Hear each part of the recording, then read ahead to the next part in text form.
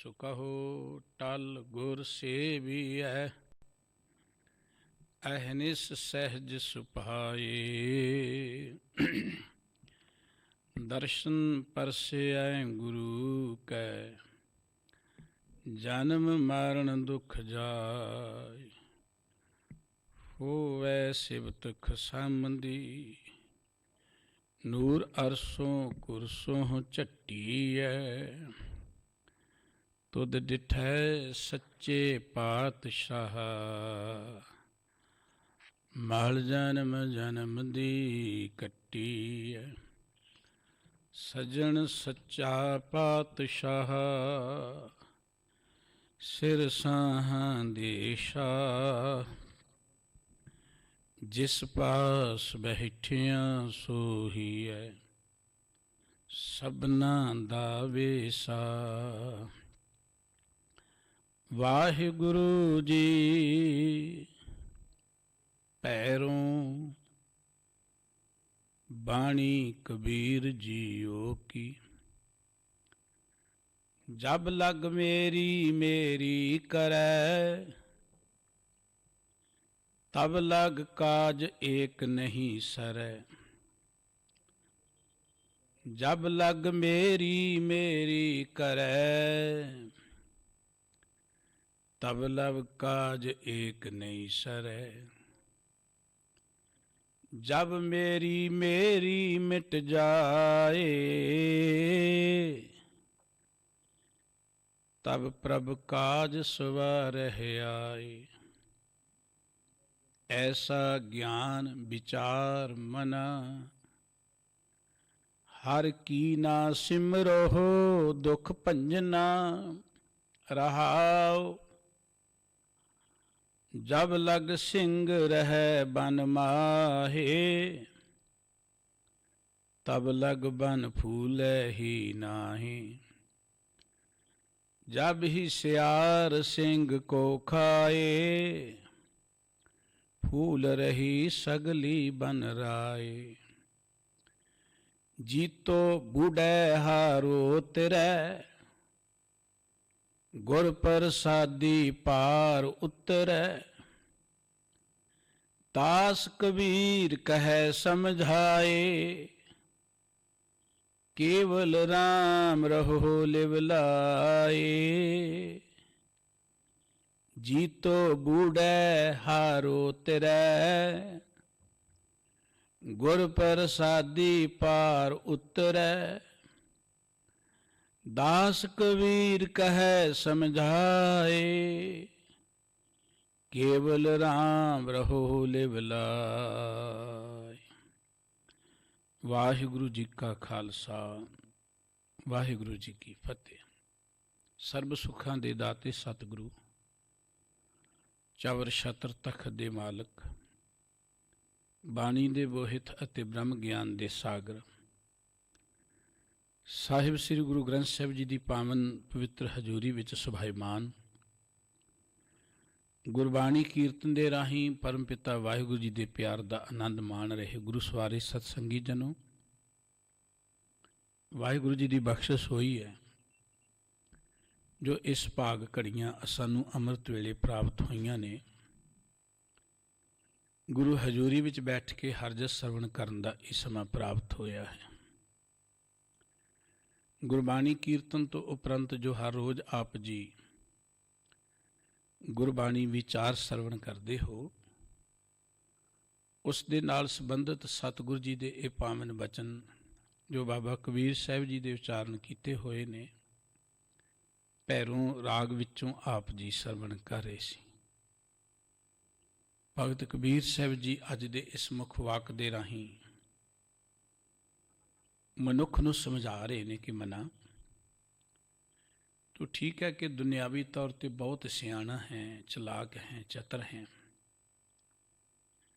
पर ये चतराइयाँ चलाकियाँ करके तेनों जिंदगी के कारज विच सफलता नहीं मिलेगी। असी इस धरती ते कुछ करन दे लिए आए हैं, जिंदगी का कुछ मकसद है। गुरबाणी विच सतगुरु जी ने मकसद दर्शाया कि भई प्राप्त मानुख देहरिया गोबिंद मिलन की, यह तेरी बरी आ। ਇਹ ਮਨੁੱਖਾ ਦੇਹੀ ਮਿਲੀ ਹੈ, ਇਹਦਾ ਮਕਸਦ ਹੈ ਗੋਬਿੰਦ ਵਿੱਚ ਲਿਵਲੀਨ ਹੋਣਾ। ਜੇ ਸਾਨੂੰ ਇਸ ਜ਼ਿੰਦਗੀ ਦੇ ਕੰਮ ਵਿੱਚ ਸਫਲਤਾ ਪ੍ਰਾਪਤ ਕਰਨ ਦੀ ਸੋਝੀ ਨਹੀਂ ਹੈ ਤੇ ਹੋਰ ਜਿੰਨੀਆਂ ਸਿਆਣਪਾਂ ਨੇ ਉਹ ਜ਼ਿੰਦਗੀ ਅੰਦਰ ਸਾਨੂੰ ਸੁੱਖ ਨਹੀਂ ਦੇ ਸਕਦੀਆਂ। ਗੁਰੂ ਨਾਨਕ ਸਾਹਿਬ ਜੀ ਨੇ ਸਾਨੂੰ ਜ਼ਿੰਦਗੀ ਦਾ ਜੋ ਪਹਿਲਾ ਹੀ ਲੈਸਨ ਦਿੱਤਾ ਹੈ, ਗੁਰਮਤਿ ਦਾ ਪਹਿਲਾ ਲੈਸਨ ਕਹਿ ਲਈਏ, ਕਿ ਜੇ ਅਸੀਂ ਜ਼ਿੰਦਗੀ 'ਚ ਸੁੱਖ ਚਾਹੁੰਦੇ ਹਾਂ, ਇਹ ਗੱਲ ਚੇਤੇ ਰੱਖੀਏ, ਸਹਿਸ ਸਿਆਣਪਾਂ ਲੱਖ ਹੋਏ ਤਾਂ ਇੱਕ ਨਾ ਚੱਲੇ ਨਾਲ। ਜਿੰਨੀਆਂ ਮਰਜ਼ੀ ਅਸੀਂ ਸਿਆਣੇ ਹੋਈਏ, ਪਰ ਸਾਡੀ ਕੋਈ ਸਿਆਣਪ ਸਾਡੇ ਦੇ ਜੀਵਨ 'ਚ ਕੰਮ ਨਹੀਂ ਆ ਸਕਦੀ। ਗੁਰੂ ਅਮਰਦਾਸ ਜੀ ਦੇ ਪਾਵਨ ਬਚਨ ਕਿ ਇਹ ਮਨ ਚੰਚਲਾ ਚਤਰਾਈ ਕਿਨੇ ਨਾ ਪਾਇਆ, ਚਤਰਾਈ ਨਾ ਪਾਇਆ ਕਿਨੇ ਤੂੰ ਸੁਣ ਮਨ ਮੇਰਿਆ। ਸਤਿਗੁਰੂ ਜੀ ਕਹਿੰਦੇ ਕਿ ਅੱਜ ਤੱਕ ਚਤਰਾਈਆਂ ਰਾਹੀਂ ਕਿਸੇ ਨੇ ਆਤਮਿਕ ਆਨੰਦ ਨਹੀਂ ਮਾਣਿਆ, ਸੁੱਖ ਨਹੀਂ ਮਾਣਿਆ। ਭਗਤ ਜੀ ਦੇ ਅੰਮ੍ਰਿਤ ਬਚਨ ਪੜ੍ਹਦੇ ਚਤਰਾਈ ਨਾ ਚਤੁਰਭੁਜ ਪਾਈਏ। ਚਤਰਾਈਆਂ ਦੇ ਨਾਲ ਕਦੀ ਆਪਾਂ ਰੱਬੀ ਰਹਿਮਤ ਨੂੰ ਨਹੀਂ ਪ੍ਰਾਪਤ ਕਰ ਸਕਦੇ।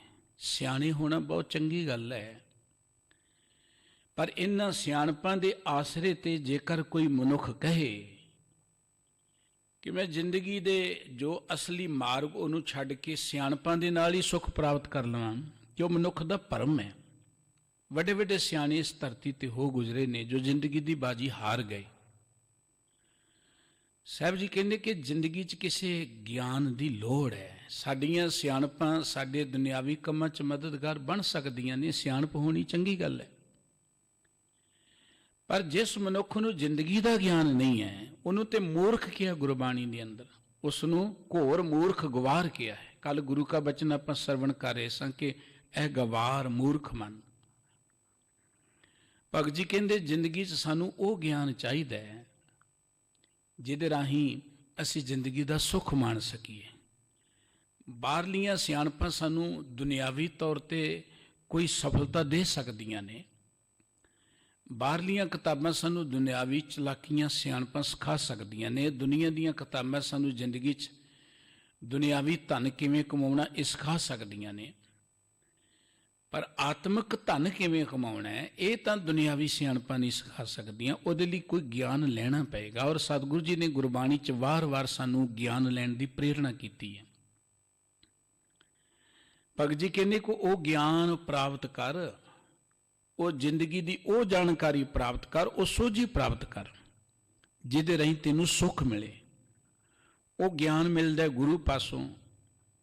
ਜਿਸ ਮਨੁੱਖ ਨੂੰ ਅੰਦਰੋਂ ਗਿਆਨ ਮਿਲ ਗਿਆ ਉਹਦੇ ਤੇ ਕੋਈ ਮੋਹ ਮਾਇਆ ਭਾਰੂ ਹੋ ਹੀ ਨਹੀਂ ਸਕਦੀ। ਗਿਆਨਵਾਨ ਮਨੁੱਖ ਹਮੇਸ਼ਾ ਸੁਚੇਤ ਰਹਿੰਦਾ ਹੈ, ਅਲਰਟ ਰਹਿੰਦਾ ਹੈ, ਸਾਵਧਾਨ ਰਹਿੰਦਾ ਹੈ। ਕਈ ਵਾਰੀ ਬੰਦਾ ਆਪਣੀਆਂ ਸਿਆਣਪਾਂ 'ਚ ਹੀ ਮਾਰਿਆ ਚਲਿਆ ਜਾਂਦਾ ਹੈ। ਬਾਂਦਰ ਬੜਾ ਸਿਆਣਾ ਹੁੰਦਾ ਹੈ ਪਰ ਆਪਣੀ ਸਿਆਣਪਾਂ 'ਚ ਹੀ ਇੰਨਾ ਫਸ ਜਾਂਦਾ ਹੈ। ਸ਼ਿਕਾਰੀ ਨੂੰ ਇਹਦੇ ਸੁਭਾਅ ਦਾ ਪਤਾ ਹੈ, ਉਹ ਕੁੱਜੀ ਇੱਕ ਧਰਤੀ ਦੱਬ ਕੇ ਵਿੱਚ ਦਾਣੇ ਪਾ ਦਿੰਦਾ ਹੈ।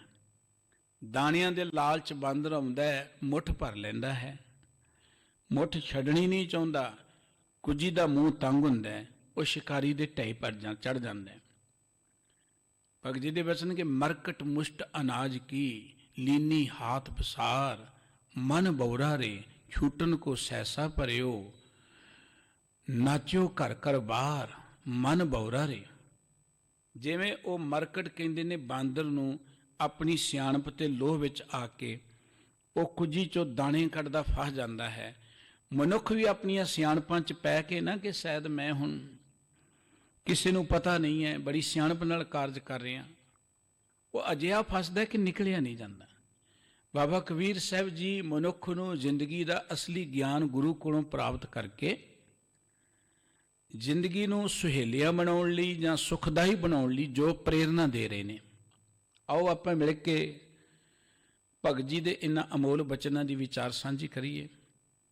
ਗੁਰੂ ਪਿਆਰ ਜੁੜਦੇ ਆ ਮਨ ਬਿਰਤੀਆਂ ਨੂੰ ਟਿਕਾਉਣ ਹਿੱਤ ਮੁੱਖ ਤੋਂ ਸਾਰੇ ਉਚਾਰਨ ਕਰੀਏ ਜੀ। ਸਤਨਾਮ ਵਾਹਿਗੁਰੂ ਸਾਹਿਬ ਜੀ, ਜਬ ਲਗ ਮੇਰੀ ਮੇਰੀ ਕਰੈ। ਭਗਤ ਜੀ ਦੇ ਇਹ ਪਾਵਨ ਬਚਨ ਪੈਰੋਂ ਰਾਗ ਵਿੱਚ ਗੁਰੂ ਗ੍ਰੰਥ ਸਾਹਿਬ ਜੀ ਦੇ ਪਵਿੱਤਰ ਅੰਕ 1160 ਤੇ ਸੁਭਾਇਮਾਨ ਨੇ ਤੇ ਮੁੱਖ ਵਾਕ ਦੀਆਂ पवित्र रहाओ दियां केंद्री पंक्तियां कि ऐसा ज्ञान विचार मना, हर की ना सिमरो दुख भंजना। ओ मना, जिंदगी च इहो जी जानकारी प्राप्त कर, ज्ञान प्राप्त कर, सोझी प्राप्त कर कि तू वाहिगुरु जी दे प्यार जुड़ सके।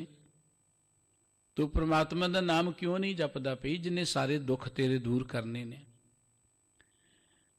भगत जी कहते वो ज्ञान प्राप्त कर जिस ज्ञान के राही तू परमात्मा के प्यार में जुड़ जाए। वो परमात्मा जिहड़ा सारे दुखों नूं दूर करने वाला, कट्टण वाला परमात्मा है ही दुख भंजन है, सुखां दा दाता है। परमात्मा दा नाम किवें सुखदाई है। गुरबाणी च बेअंत उदाहरण सतगुरु जी ने दित्तियां ने। हर को नाम सदा सुखदाई, जां को सिमर अजामल उदरियो गनका हूं गत पाई। बीत चुके समय च लोगों दीयां उदाहरण दे के जिन्हां ने नाम दे राही सुख प्राप्त किया है। सतगुरु सानू भी कहंदे हो बंदिया तू जिंदगी च उस परमात्मा नूं क्यों नहीं जपदा। तेरियां सियाणपां कि सरजे तू परमात्मा नालों टुट गया।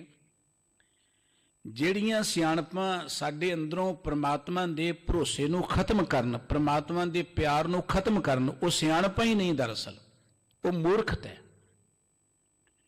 ਵੱਡੇ ਵੱਡੇ ਸਿਆਣੇ ਹੋ ਗੁਜ਼ਰੇ। ਗੁਰੂ ਗ੍ਰੰਥ ਸਾਹਿਬ ਜੀ ਨੇ ਇੱਕ ਬੜੀ ਉਦਾਹਰਨ ਦਿੱਤੀ ਪਿਆਰੀ। ਰਾਵਣ ਬਹੁਤ ਪ੍ਰਤਾਪੀ ਰਾਜਾ ਹੋਇਆ ਹੈ, ਬੜਾ ਵਿਦਵਾਨ ਸੀ ਔਰ ਪ੍ਰਤਾਪੀ ਇੰਨਾ ਵੱਡਾ ਜਿਹਦੀ ਕਹਿੰਦੇ ਲੰਕਾ ਹੀ ਸੋਨੇ ਦੀ ਸੀ। आर्थिक तौर पर वो इन्ना मजबूत सी कि उहदी लंका जां उहदा मुल्क कह लो कि सोने का ही सी। पर गुरु साहब जी कहते लंका गढ़ सोने का पिया, मूर्ख रावण क्या ले गया। बाहरी तौर पर वो इन्ना सियाणा, इन्ना वो वधिया राज प्रबंधक, इन्ना वड्डा वो विद्वान, पर उहदी एक गल करके देखो जिंदगी च सानू साडे सतगुरु जी ने जो मार्ग दिता है वो बड़ा महान मार्ग है। विद्वान होना चंगी गल है, पर जे विद्वान हो के मनुख दा किरदार नहीं तो वह विद्वता ते कई खूह दे विच। बहादुर होना, सूरमे होना चंगी गल है, पर सूरमे होना जे मनुख दा किरदार ही नहीं तो सूरमगता कादी है। यही तो गुरु साहब ने एक मार्ग दिता है। लड़ाइयां लड़न वाले बहुत होए ने पहला धरती ते और बड़े बड़े बहादुर होणगे, कोई शक नहीं। बड़े बड़े बहादुरां दे नाल योधियां दे नाल गथावां भरियां पईयां ने। बहुत वड्डे दानी भी होए होणगे, विद्वान बड़े होए होणगे, भगत बड़े होए होणगे इस धरती ते।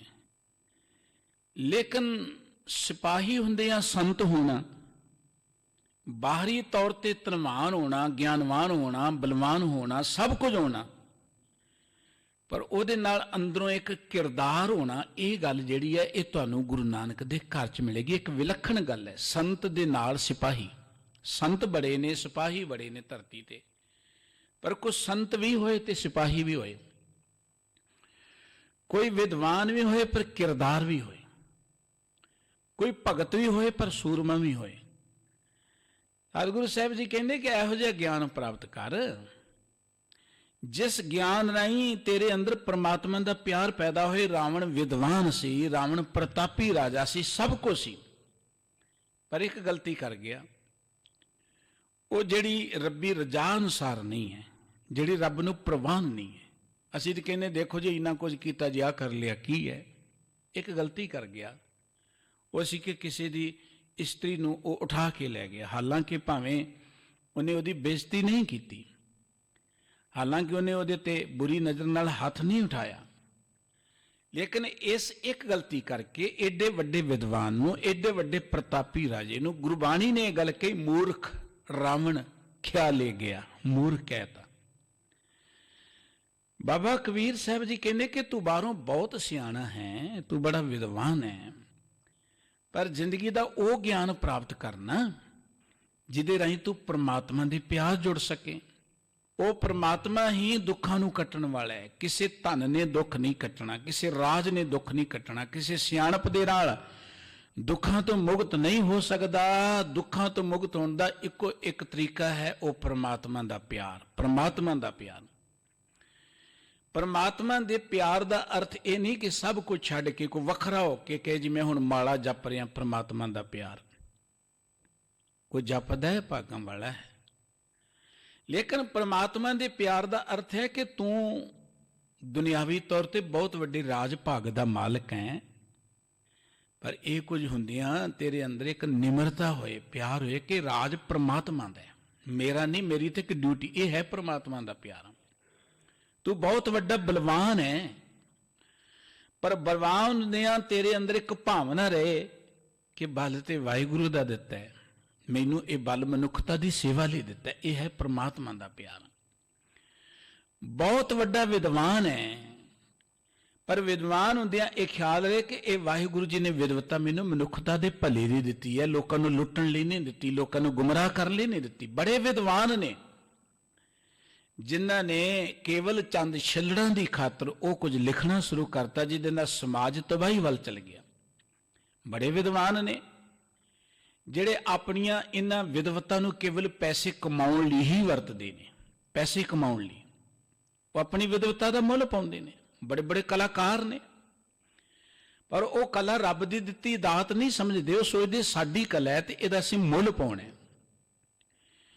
जदों बाबा कबीर साहब जी कहते कि ऐसा ज्ञान विचार मना हर की ना सिमरो दुख भंजना, वो बंदिया को वो ज्ञान भी जिंदगी का प्राप्त कर लै जिहदे राहीं तू परमात्मा दे प्यार जुड़े। तू बाहरों विद्वान है, राजा है, अफसर है, कुछ भी है, जां अमीर है, तू कारोबार वाला है, पर सब कुछ हुंदियां तेरे मन च ख्याल होए कि मेरा मुझ में किछ नहीं, जो किछ है सो तेरा, कि वाहिगुरू जी सब कुछ तुहाडा ही दिता है, मैं ते तुहाडा थापिया होया हाँ, तुसी ते मेरी एक ड्यूटी लगाई है, ये सब कुछ तुहाडा है। ये है परमात्मा दा प्यार। ते भगत जी कहंदे हर की ना सिमरो दुख भंजना, वो तो परमात्मा दे प्यार च क्यों नहीं जुड़दा जिहड़ा परमात्मा दुखां नूं कट्टण वाला है। जिथे परमात्मा दा प्यार आ जाए, जिस भी तरीके नाल आ जाए, जहें हर सिमरन पिया तैं उपात गत कीनी, उत्थे दुख आ ही नहीं सकदा। जिवें सूरज दे चढ़दियां हनेरा भज जांदा है, जिथे परमात्मा दा प्यार आ जाए उत्थे दुख रह ही नहीं सकदा, उत्थे ते सुख ही सुख वरतदे ने। साहब कहंदे क्यों नहीं जपदा तू उस परमात्मा दे नाम नूं? परमात्मा दा नाम जिहदी आपां वडियाई गुरबाणी चों सुणदे, दुख भंजन तेरा नाम जी, दुख भंजन तेरा नाम। वाहिगुरू जी दा नाम दुखां नूं कट्टण वाला है। बेअंत लकड़ां इकट्ठियां कर दईए, उन्हां लकड़ां च थोड़ी जी अग रख दईए, थोड़ी जी, बहुत सारा रूं दा ढेर ला दईए, थोड़ी जी अग रख दईए, वो थोड़ी जी अग जिहड़ी है ना, वो सारे रूं नूं जां लकड़ां नूं साड़ के तबाह कर दिंदी है। ईंधन कीतो मुखणा भोरी दित्तियों पाए, मन वसंदड़ो हब सहो नानक हबे डुखड़े अलाहे, सच सहो नानक हबे डुखड़े अलाहे। ईंधन कहंदे ने बलनशील किसी भी चीज़ नूं बालण नूं, ਉਹਦੇ ਵਿੱਚ ਭੋਰਾ ਕੋ ਅੱਗ ਰੱਖ ਦਿਓ, ਉਹ ਸਾਰੀਆਂ ਲੱਕੜਾਂ ਨੂੰ ਜਾਂ ਉਹਨਾਂ ਪਦਾਰਥਾਂ ਨੂੰ ਸੜ ਕੇ ਸੁਆਹ ਕਰ ਦਿੰਦੀ ਹੈ। ਹਿਰਦੇ 'ਚ ਥੋੜਾ ਵੀ ਰੱਬ ਦਾ ਪਿਆਰ ਆ ਜਾਏ, ਥੋੜਾ ਵੀ ਰੱਬ ਦਾ ਪਿਆਰ ਆ ਜਾਏ, ਕਿਨਕਾ ਇੱਕ ਜਿਸ ਜੀ ਬਸਾਵੇ, ਇੱਕ ਕਿਣਕਾ ਮਾਤਰ परमात्मा ਦਾ ਪਿਆਰ ਆ ਜਾਏ, ਦੁੱਖ ਤੋਂ ਭੱਜ ਜਾਂਦੇ ਨੇ। परमात्मा ਦਾ ਨਾਮ ਹੈ ਹੀ ਦੁੱਖਾਂ ਨੂੰ ਦੂਰ ਕਰਨ ਵਾਲਾ। ਜਿੱਥੇ परमात्मा ਹੈ ਉੱਥੇ ਦੁੱਖ ਨਹੀਂ ਆ ਸਕਦੇ। ਇੱਕ ਬੜੀ ਵੱਡੀ ਗਲਤ ਧਾਰਨਾ ਸਾਡੇ ਮਨਾਂ 'ਚ ਬਣ ਗਈ ਕਿ परमात्मा ਨੇ ਦੁੱਖ ਦਿੱਤਾ ਸਾਨੂੰ, ਰੱਬ ਤੈਨੂੰ ਦੁੱਖ ਦੇਵੇਗਾ, ਰੱਬ ਤੈਨੂੰ ਸਾੜੇਗਾ, ਰੱਬ ਤੈਨੂੰ ਨਰਕਾਂ 'ਚ ਪਾਏਗਾ। ਉਹਨਾਂ ਲੋਕਾਂ ਨੂੰ ਰੱਬ ਦੇ ਬਾਰੇ ਗਿਆਨ ਹੀ ਨਹੀਂ ਹੈ। ਰੱਬ ਦੁੱਖ ਨਹੀਂ ਦਿੰਦਾ, ਰੱਬ ਸੁੱਖਾਂ ਦਾ ਸਮੁੰਦਰ ਹੈ, ਸੁੱਖਾਂ ਦਾ ਦਾਤਾ ਹੈ। ਸੂਰਜ ਕਦੀ ਹਨੇਰਾ ਦਿੰਦਾ ਕਿਸੇ ਨੂੰ? ਕੋਈ ਕਹੇ ਜੀ ਸੂਰਜ ਨੇ ਹਨੇਰਾ ਕਰ ਦਿੱਤਾ ਹੈ, ਸੂਰਜ ਹਨੇਰਾ ਨਹੀਂ ਦਿੰਦਾ। ਜਦੋਂ ਅਸੀਂ ਸੂਰਜ ਤੋਂ ਲਾਂਭੇ ਹੁੰਦੇ ਹਨੇਰਾ ਉਦੋਂ ਹੁੰਦਾ ਹੈ। ਰੱਬ ਕਦੀ ਦੁੱਖ ਨਹੀਂ ਦਿੰਦਾ। ਰੱਬ ਨੇ ਸੁੱਖਾਂ ਲਈ ਧਰਤੀ ਬਣਾਈ, ਸੁੱਖਾਂ ਲਈ ਜ਼ਿੰਦਗੀ ਬਣਾਈ, ਪਰ ਦੁੱਖ ਉਦੋਂ ਹੁੰਦਾ ਜਦੋਂ ਅਸੀਂ ਰੱਬ ਨਾਲੋਂ ਟੁੱਟ ਜਾਂਦੇ। ਦੁੱਖ ਤਦੇ ਜਾਂ ਵਿਸਰ ਜਾਵੇ, ਦੁੱਖ ਉਦੋਂ ਜਦੋਂ परमात्मा ਹੀ ਭੁੱਲ ਜਾਂਦੇ ਸਨ। ਅਸੀਂ ਇੰਨੇ ਮਸਤ ਹੋ ਜਾਂਦੇ ਧਨ ਦੌਲਤ ਪ੍ਰਭਤਾ ਜਾਂ ਆਪਣੀਆਂ ਸਿਆਣਪਾਂ 'ਚ, ਅਸੀਂ ਕਹਿੰਦੇ ਕਿਹੜਾ ਕਿਸੇ ਨੂੰ ਪਤਾ ਹੈ, ਅਸੀਂ ਬੜੇ ਸਿਆਣੇ ਆ। ਦੁੱਖ ਦੀ ਗੱਲ ਉਦੋਂ ਸ਼ੁਰੂ ਹੋ ਜਾਂਦੀ ਜਦੋਂ ਕਹਿੰਦੇ ਕਿ ਅਸੀਂ ਬੜੇ ਸਿਆਣੇ ਆ। ਸਤਿਗੁਰੂ ਜੀ ਕਹਿੰਦੇ ਨੇ ਜਬ ਲਗ ਮੇਰੀ ਮੇਰੀ ਕਰੈ ਉਹ ਬੰਦਿਆ ਜਿੰਨਾ ਚਿਰ ਮੇਰੀ ਮੇਰੀ ਕਰੇ ਨਾ ਕਿ ਮੇਰਾ ਘਰ ਹੈ, ਮੇਰੀ ਦੌਲਤ ਹੈ, ਮੇਰਾ ਪਰਿਵਾਰ ਹੈ, ਮੈਂ ਬੜਾ ਸਿਆਣਾ ਹਾਂ, ਮੈਂ ਬੜਾ ਚਤਰ ਹਾਂ, ਜਿੰਨਾ ਚਿਰ ਤੂੰ ਇਹ ਮੇਰੀ ਮੇਰੀ ਦੀ ਭਾਵਨਾ ਚ ਰਹੇਗਾ, ਤਬ ਲਗ ਕਾਜ ਏਕ ਨਹੀਂ ਸਰੈ। ਜਿੰਨੇ ਕੰਮ ਅਸੀਂ ਕਰਦੇ ਨਾ ਧਰਤੀ ਤੇ, ਜਿੰਨੇ ਵੀ ਕੰਮ, ਉਹ ਭਾਵੇਂ ਜਿਸ ਤਰ੍ਹਾਂ ਦੀ ਵੀ ਨੇ, ਹਰ ਕੰਮ ਦੇ ਕਾਰਨ ਮਗਰ ਸਾਡਾ ਇਰਾਦਾ ਹੁੰਦਾ ਕਿ ਇਸ ਕੰਮ ਪਿੱਛੋਂ ਸਾਨੂੰ ਸੁੱਖ ਮਿਲੇਗਾ। ਦੁੱਖਾਂ ਲਈ ਤੇ ਕੋਈ ਨਹੀਂ ਨਾ ਕਰਦਾ, ਹਰ ਕੰਮ ਮਗਰ ਕਰਨ ਮਗਰ ਸਾਡਾ ਇੱਕ ਇਰਾਦਾ ਹੁੰਦਾ ਕਿ ਇਹ ਕੰਮ ਕਰਨ ਤੋਂ ਬਾਅਦ ਸਾਨੂੰ ਸੁੱਖ ਮਿਲੇਗਾ। ਤੇ ਜਿਸ ਕੰਮ ਦੇ ਕਰਨ ਤੋਂ ਬਾਅਦ ਮਕਸਦ ਪੂਰਾ ਨਾ ਹੋਏ, ਸਮਝੋ ਉਹ ਕਾਰਜ ਅਸਫਲ, ਉਹ ਕਾਰਜ ਰਾਸ ਹੋਇਆ ਹੀ ਨਹੀਂ।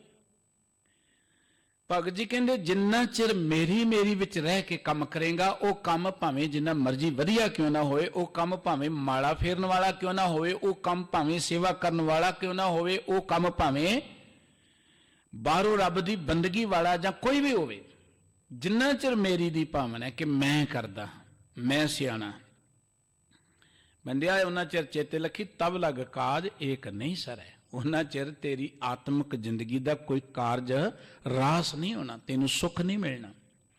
ਸੇਵਾ ਕਰਨਾ ਕਿੰਨਾ ਉੱਤਮ ਕਰਮ ਹੈ ਭਾਈ, ਬਹੁਤ ਭਾਗਾਂ ਵਾਲਿਆਂ ਨੂੰ ਸੇਵਾ ਮਿਲਦੀ ਹੈ। ਹੁਣ ਸੇਵਾ ਕਰਦਿਆਂ ਵੀ ਜੇ ਬੰਦਾ ਦੁਖੀ ਹੈ, ਲੜ ਰਿਹਾ ਹੈ, ਮੱਥੇ ਤੇ ਤਿਉੜੀਆਂ ਨੇ, ਬੇਚੈਨ ਹੈ, ਚਿੰਤਤ ਹੈ, ਤੇ ਇਹਦਾ ਮਤਲਬ ਹੈ ਕਿ ਉਹਨੇ ਸੇਵਾ ਨਹੀਂ ਕੀਤੀ ਅਜੇ। ਉਹ ਕਹਿੰਦਾ ਹੈ ਕਿ ਮੈਂ ਸੇਵਾ ਕਰਦਾ, ਉਹ ਗਿਣਦਾ ਕਿ ਮੈਂ ਇੰਨੇ ਦਿਨ ਸੇਵਾ ਕੀਤੀ, ਉਹਨੇ ਸੇਵਾ ਕੀਤੀ ਨਹੀਂ, ਉਹ ਤੇ ਦਿਨ ਗਿਣ ਰਿਹਾ। ਜਿੰਨਾ ਚਿਰ ਮੈਂ ਮੇਰੀ ਚ ਰਹਿ ਕੇ, ਹੁਣ ਪਾਠ ਬਹੁਤ ਕਰਦੇ ਆਪਾਂ, ਬਹੁਤ ਸਤਿਕਾਰਯੋਗ ਹਰ ਪ੍ਰਾਣੀ ਜਿਹੜਾ ਕਿਸੇ ਵੀ ਤਰੀਕੇ ਨਾਲ ਪਾਠ ਕਰਦਾ ਹੈ, ਰੱਬ ਨੂੰ ਚੇਤੇ ਕਰਦਾ ਹੈ, ਧਰਮ ਕਰਮ ਕਰਦਾ ਪਈ, ਉਹਨੂੰ ਨਮਸਕਾਰ ਹੈ। ਪਰ ਜਿੰਨੇ ਪਾਠ ਹੋ ਰਹੇ ਨੇ ਆਪਾਂ ਦੇਖਦੇ ਹਾਂ, ਹਰ ਕੋਨੇ ਤੇ ਗੁਰਦੁਆਰਾ ਹੈ, ਹਰ ਕੋਨੇ ਤੇ ਗੁਰਦੁਆਰੇ ਦੇ ਇੱਕ ਇੱਕ ਕੋਨੇ 'ਚ ਕਈ ਪਾਠ ਚੱਲ ਰਹੇ ਨੇ, ਕਿੰਨੇ ਧਰਮ ਸਮਾਗਮ ਚੱਲ ਰਹੇ ਨੇ, ਕਿੰਨੀਆਂ ਸਾਡੀਆਂ ਜਥੇਬੰਦੀਆਂ ਨੇ, ਬੀਬੀਆਂ ਦੀਆਂ ਨੇ, ਬੰਦਿਆਂ ਦੀਆਂ ਨੇ, ਸਿਮਰਨ ਹੋ ਰਿਹਾ ਹੈ, ਕੀਰਤਨ ਹੋ ਰਿਹਾ ਹੈ। ਅਸੀਂ ਤੇ ਬੜੇ ਸੁਖੀ ਹੋਣੇ ਚਾਹੀਦੇ ਹਾਂ, ਸਾਡੇ ਘਰਾਂ 'ਚ ਤਾਂ ਬੜਾ ਆਨੰਦ ਹੋਣਾ ਚਾਹੀਦਾ, ਪਰ ਕਿਉਂ ਨਹੀਂ ਹੈ? ਕਿਉਂਕਿ ਸਾਰੇ ਕਾਰਜ ਮੇਰੀ ਮੇਰੀ 'ਚ ਹੀ ਹੋ ਰਹੇ ਨੇ। ਹਰ ਸੋਚਦਾ ਕਿ ਮੈਨੂੰ ਕੋਈ ਘੱਟ ਨਾ ਸਮਝੇ, ਕਿ ਮੈਂ ਕਿਸੇ ਨਾਲੋਂ ਘੱਟ ਹਾਂ, ਮੈਂ ਜ਼ੋਰ ਲਗਾ ਹੀ ਦੇਵਾਂ ਕਿ ਇਹ ਮੇਰੀ ਜਥੇਬੰਦੀ ਹੈ, ਮੈਂ ਬਹੁਤ ਅੱਗੇ ਹਾਂ। ਦੂਜੇ ਦੀ ਗੱਲ ਸਾਨੂੰ ਵਧੀਆ ਹੀ ਨਹੀਂ ਲੱਗਦੀ। ਕੋਈ ਗਿਆਨ ਦੀ ਗੱਲ ਵੀ ਦੱਸੇ ਨਾ, ਗਿਆਨ ਦੀ, ਕਹਿੰਦੇ ਤੂੰ ਬੜਾ ਸਿਆਣਾ, ਇਹ ਤਾਂ ਬੜੀ ਸੇਵਾ 'ਚ ਲੱਗੇ ਹੋਏ, ਕਿੱਡਾ ਧਾਰਮਿਕ ਕਰਮ ਕਰ ਰਹੇ ਆ। ਇਹ ਜਬ ਲਗ ਮੇਰੀ ਮੇਰੀ ਕਰੇ। ਹੁਣ ਜਿੰਨਾ ਚਿਰ ਕੋਈ ਵੀ ਕੰਮ ਭਾਵੇਂ ਦੇਖਣ ਨੂੰ ਬਹੁਤ ਵਧੀਆ ਕਿਉਂ ਨਹੀਂ ਹੈ, ਧਾਰਮਿਕ ਹੈ, ਸਿਮਰਨ ਹੈ, ਸੇਵਾ ਹੈ, ਪਰ ਜੇ ਉਹਦੇ 'ਚ ਮੇਰੀ ਦੀ ਭਾਵਨਾ ਹੈ ਕਿ ਮੈਂ ਕਰਦਾ, ਉਹਦੇ 'ਚ ਸੁੱਖ ਨਹੀਂ ਮਿਲਣਾ, ਉਹ ਕਾਰਜ ਸਫਲ ਨਹੀਂ ਹੋਣਾ। ਕਾਰਜ ਵਧੀਆ ਹੈ, ਪਰ ਕਾਰਜ ਕਰਨ ਦੀ ਭਾਵਨਾ ਵਧੀਆ ਨਹੀਂ ਹੈ। ਕਾਰਜ ਕੋਈ ਵੀ ਮਾੜਾ ਨਹੀਂ ਹੈ। ਤੁਸੀਂ ਆਪਣੀ ਕਿਰਤ ਕਰਦੇ ਹੋ ਨਾ, ਕਿਰਤ, ਹਾਲਾਂਕਿ ਧਾਰਮਿਕ ਲੋਕਾਂ ਨੇ ਕਿਰਤੀਆਂ ਨੂੰ ਸਨਮਾਨ ਨਹੀਂ ਦਿੱਤਾ, ਔਰ ਧਾਰਮਿਕ ਲੋਕੀ ਕਿਰਤ ਤੋਂ ਆਪਣੀਆਂ ਜ਼ਿੰਮੇਵਾਰੀਆਂ ਤੋਂ ਭਗੌੜੇ ਹੋ ਕੇ ਜੰਗਲਾਂ 'ਚ ਜਾ ਬੈਠੇ, ਮੰਗਤੇ ਬਣ ਗਏ। ਹਾਲਾਂਕਿ ਸਭ ਤੋਂ ਮਹਾਨ ਕਿਰਤੀ ਹੈ ਜਿਹਦੇ ਸਿਰ ਤੇ ਸਮਾਜ ਟਿਕਿਆ, ਕਿਰਤੀ। ਤੁਸੀਂ ਆਪਣੀ ਦੁਕਾਨ ਤੇ ਬੈਠੇ ਹੋ, ਕਿਰਤ ਕਰਦਿਆਂ ਵੀ ਰੱਬ ਦਾ ਸ਼ੁਕਰਾਨਾ ਕਰਦੇ, ਤੁਹਾਡੀ ਜ਼ਿੰਦਗੀ ਦੇ ਕਾਰਜ ਰਾਸ ਹੋਈ ਜਾਣਗੇ, ਕਿਤੇ ਤੀਰਥਾਂ ਦੀ ਜਾਣ ਦੀ ਲੋੜ ਨਹੀਂ ਹੈ। ਆਪਣੀ ਕਿਰਤ ਇਮਾਨਦਾਰੀ ਨਾਲ ਕਰੋ, ਇਸ ਖਿਆਲ ਨਾਲ ਕਰੋ ਕਿ ਵਾਹਿਗੁਰੂ ਨੇ ਸਾਡੀ ਇੱਕ ਡਿਊਟੀ ਲਗਾਈ ਹੈ, ਡਿਊਟੀ, ਔਰ ਅਸੀਂ ਜੋ ਕਿਰਤ ਕਰਦੇ ਦੇ ਰਹੇ, ਕਿਸੇ ਦਾ ਦਿਲ ਨਹੀਂ ਦੁਖਣਾ ਚਾਹੀਦਾ, ਕੋਈ ਨਿਰਾਸ਼ ਨਹੀਂ ਹੋਣਾ ਚਾਹੀਦਾ। ਸਾਡੇ ਕੋਲ ਆਇਆ ਹੋਇਆ ਕੋਈ ਪ੍ਰਾਣੀ ਜਿਹੜਾ ਨਾ, ਉਹ ਨਿਰਾਸ਼ ਨਹੀਂ ਜਾਣਾ ਚਾਹੀਦਾ। ਜਦੋਂ ਇਹ ਭਾਵਨਾ ਹੋ ਗਈ, ਤੁਹਾਡੀ ਉਹ ਬੰਦਗੀ ਬਣ ਗਈ। ਤੁਸੀਂ ਦੁਕਾਨ ਤੇ ਬੈਠੇ ਵੀ ਬੰਦਗੀ ਕਰ ਰਹੇ ਹੋ, ਤੁਸੀਂ ਕਿਰਤ ਕਰਦੇ ਹਲ ਵਾਉਂਦੇ ਵੀ ਬੰਦਗੀ ਕਰ ਰਹੇ ਹੋ, ਕੁਰਸੀ ਤੇ ਬੈਠੇ ਵੀ ਬੰਦਗੀ ਕਰ ਰਹੇ ਹੋ ਜਦੋਂ ਇਹ ਭਾਵਨਾ ਹੈ। ਪਰ ਜੇ ਮੇਰੇ ਵਰਗਾ ਗੁਰੂ ਗ੍ਰੰਥ ਸਾਹਿਬ ਜੀ ਦੀ ਹਜ਼ੂਰੀ 'ਚ ਬੈਠਾ ਮੈਂ ਕਰਦਾ ਰਹੇ, ਤਾਂ ਉਹ ਬੰਦਗੀ ਨਹੀਂ ਕਰ ਰਿਹਾ, ਉਹ ਧੰਦਾ ਹੀ ਕਰ ਰਿਹਾ। ਕੋਈ ਵੀ ਧਾਰਮਿਕ ਕਰਮ ਕਰਦੇ ਹਾਂ ਤੇ ਸਾਨੂੰ ਬੜਾ ਸੁੱਖ ਮਿਲਣਾ ਚਾਹੀਦਾ, ਅਸੀਂ ਬੜੇ ਸਕੂਨ 'ਚ ਹੋਣੇ ਚਾਹੀਦੇ, ਬੜੇ ਆਨੰਦ 'ਚ ਹੋਣੇ ਚਾਹੀਦੇ। ਹਰ ਕੋਈ ਕਹਿੰਦਾ ਕਿ ਮੈਂ ਬਾਣੀ ਪੜ੍ਹਦਾ ਹੀ ਥੱਕ ਗਿਆ ਜੀ, ਇੰਨਾ ਚਿਰ ਬੈਠਾ ਸੁਣਦਾ ਹੀ ਥੱਕ ਗਿਆ, ਮੈਂ ਸੇਵਾ ਕਰਦਾ ਹੀ ਥੱਕ ਗਿਆ। ਥਕੇਵਾਂ ਕਦੋਂ ਆਉਂਦਾ? ਜਦੋਂ ਅਸੀਂ ਕਿਸੇ ਚੀਜ਼ ਨੂੰ ਧੰਦਾ ਸਮਝ ਲੈਂਦੇ, ਥਕੇਵਾਂ ਉਦੋਂ ਹੁੰਦਾ। ਜੇ ਆਪਾਂ ਇਹਨੂੰ ਪਿਆਰ ਸਮਝ ਲਈਏ ਤੇ ਪਿਆਰ ਦੇ ਵਿੱਚ ਤਾਂ ਥਕੇਵਾਂ ਹੀ ਕੋਈ ਨਹੀਂ ਹੈ। ਪਿਆਰ 'ਚ ਬੰਦਾ ਥੱਕਦਾ ਨਹੀਂ, ਪਿਆਰ 'ਚ ਤੇ ਸਿਰ ਵੀ ਕੁਰਬਾਨ ਕਰ ਦਿੰਦਾ ਹੈ, ਪਿਆਰ ਵਿੱਚ ਤੇ ਸਿਰ ਵੀ ਲਾ ਕੇ ਦੇ ਦੇਵੇ, ਉਹਨੂੰ ਦਰਦ ਨਹੀਂ ਹੁੰਦੀ। सतगुरु जी कहते जब लग मेरी मेरी करे बंदिया, जिन्ना चिर मेरी मेरी च रहेगा तब लग काज एक नहीं सरे। उन्ना चिर तेरी जिंदगी दा आत्मक जीवन का कोई कारज नहीं सरेगा, किसी कारज तेनू सुख नहीं मिलेगा, कारज भावें तेरे वधिया क्यों ना होण। जब मेरी मेरी मिट जाए, जिस वेले तेरे अंदरों मेरी मेरी मिट गई, अपनात मिट गई, जदों तू ये भावना बना लेगा मेरा मुझ में किछ नहीं, जो किछ है सो तेरा, कि मेरा कुछ नहीं, वाहिगुरू जी सब कुछ तुहाडा ही दिता, तुसी करा रहे हो, मैं कुछ नहीं कर रहा। तब प्रभ काज सवारे आए, उदों ते परमात्मा आप मददगार बन जाता है। एक बचन सी पढ़ते, संतां के कारज आप खुलोआ, हर काम करावण आया राम। हुण संतां दा काम किहड़ा है जी? संतां ने किहड़ा कोई तेल दा डिपू लेना? संतां दा काम की है? काम दा अर्थ इत्थे कि वाहिगुरू जी दे प्यार विच जुड़न दा काम। काम दा अर्थ है कि आत्मक आनंद मानण दा काम। परमात्मा आप अपने प्यारिਆਂ ਦੇ ਕੰਮ 'ਚ ਆ ਕੇ ਖੜਾ ਹੋ ਜਾਂਦਾ ਹੈ। जिस काम विच तुसीं अपनियां सियाणपां छड्ड के परमात्मा दे प्यार जुड़ जाओगे, वो काम परमात्मा दा बन जाएगा। वो भावें तकड़ी तोलन दा, वो काम भावें हल वाहुण दा। आ जिहड़ियां गथावां नहीं असीं पढ़दे भगतां दी जिंदगी दियां, उन्हां दी रमज नूं असीं समझ नहीं सके कि धन्ने दियां गऊआं छारियां, नामदेव दी बनाई छपरी, वो परमात्मा दे काम किवें बन गए?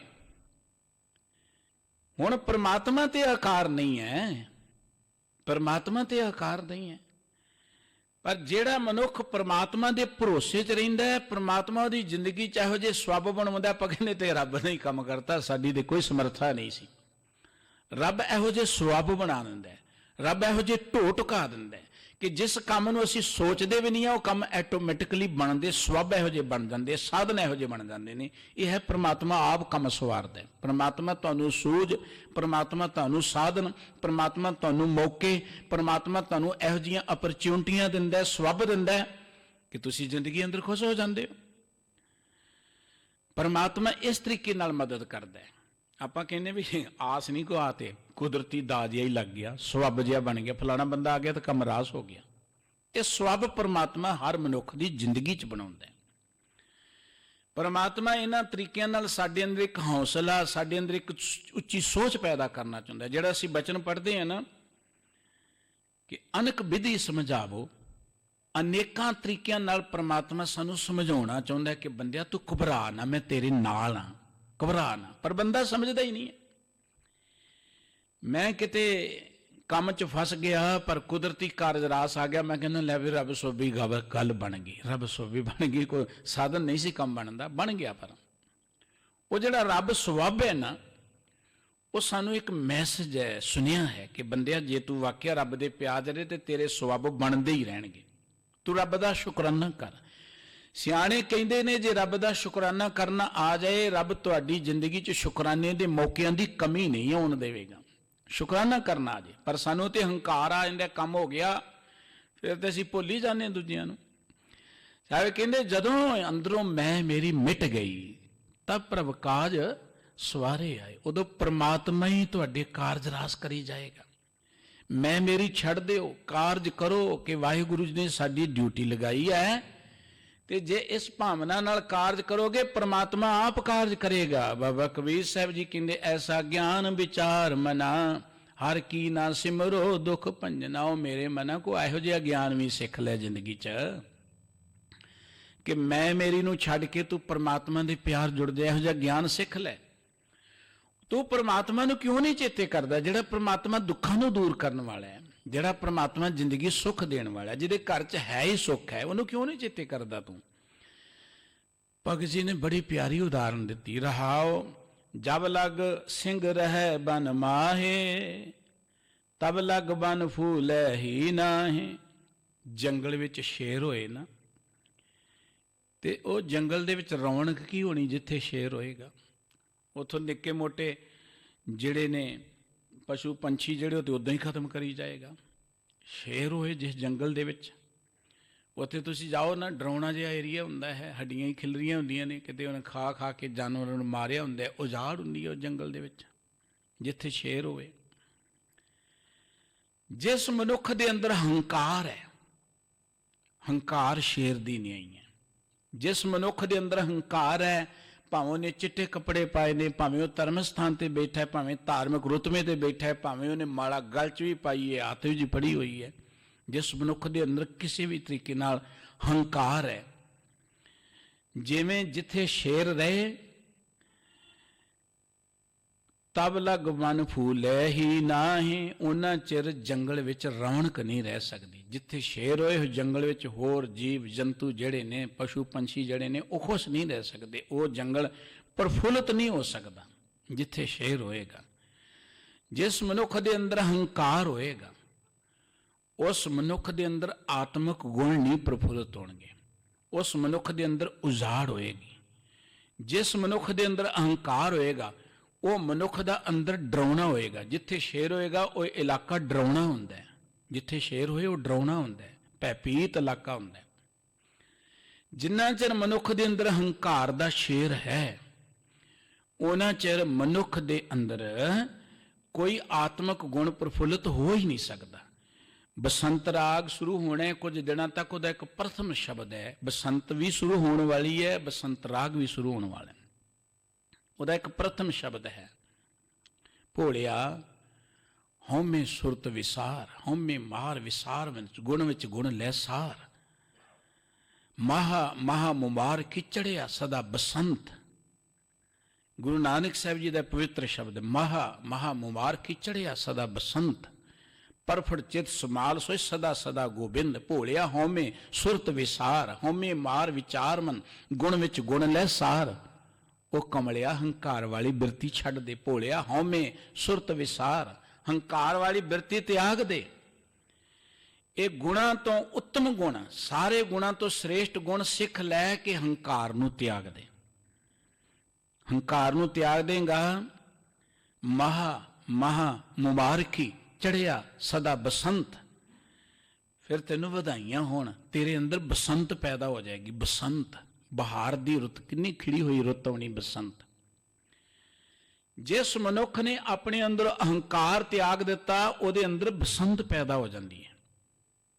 फिर की हुंदा, कर्म पेड़ शाखा हरी, धर्म फुल फल ज्ञान, पत प्राप्त छांव कणी, लागा सहज ध्यान।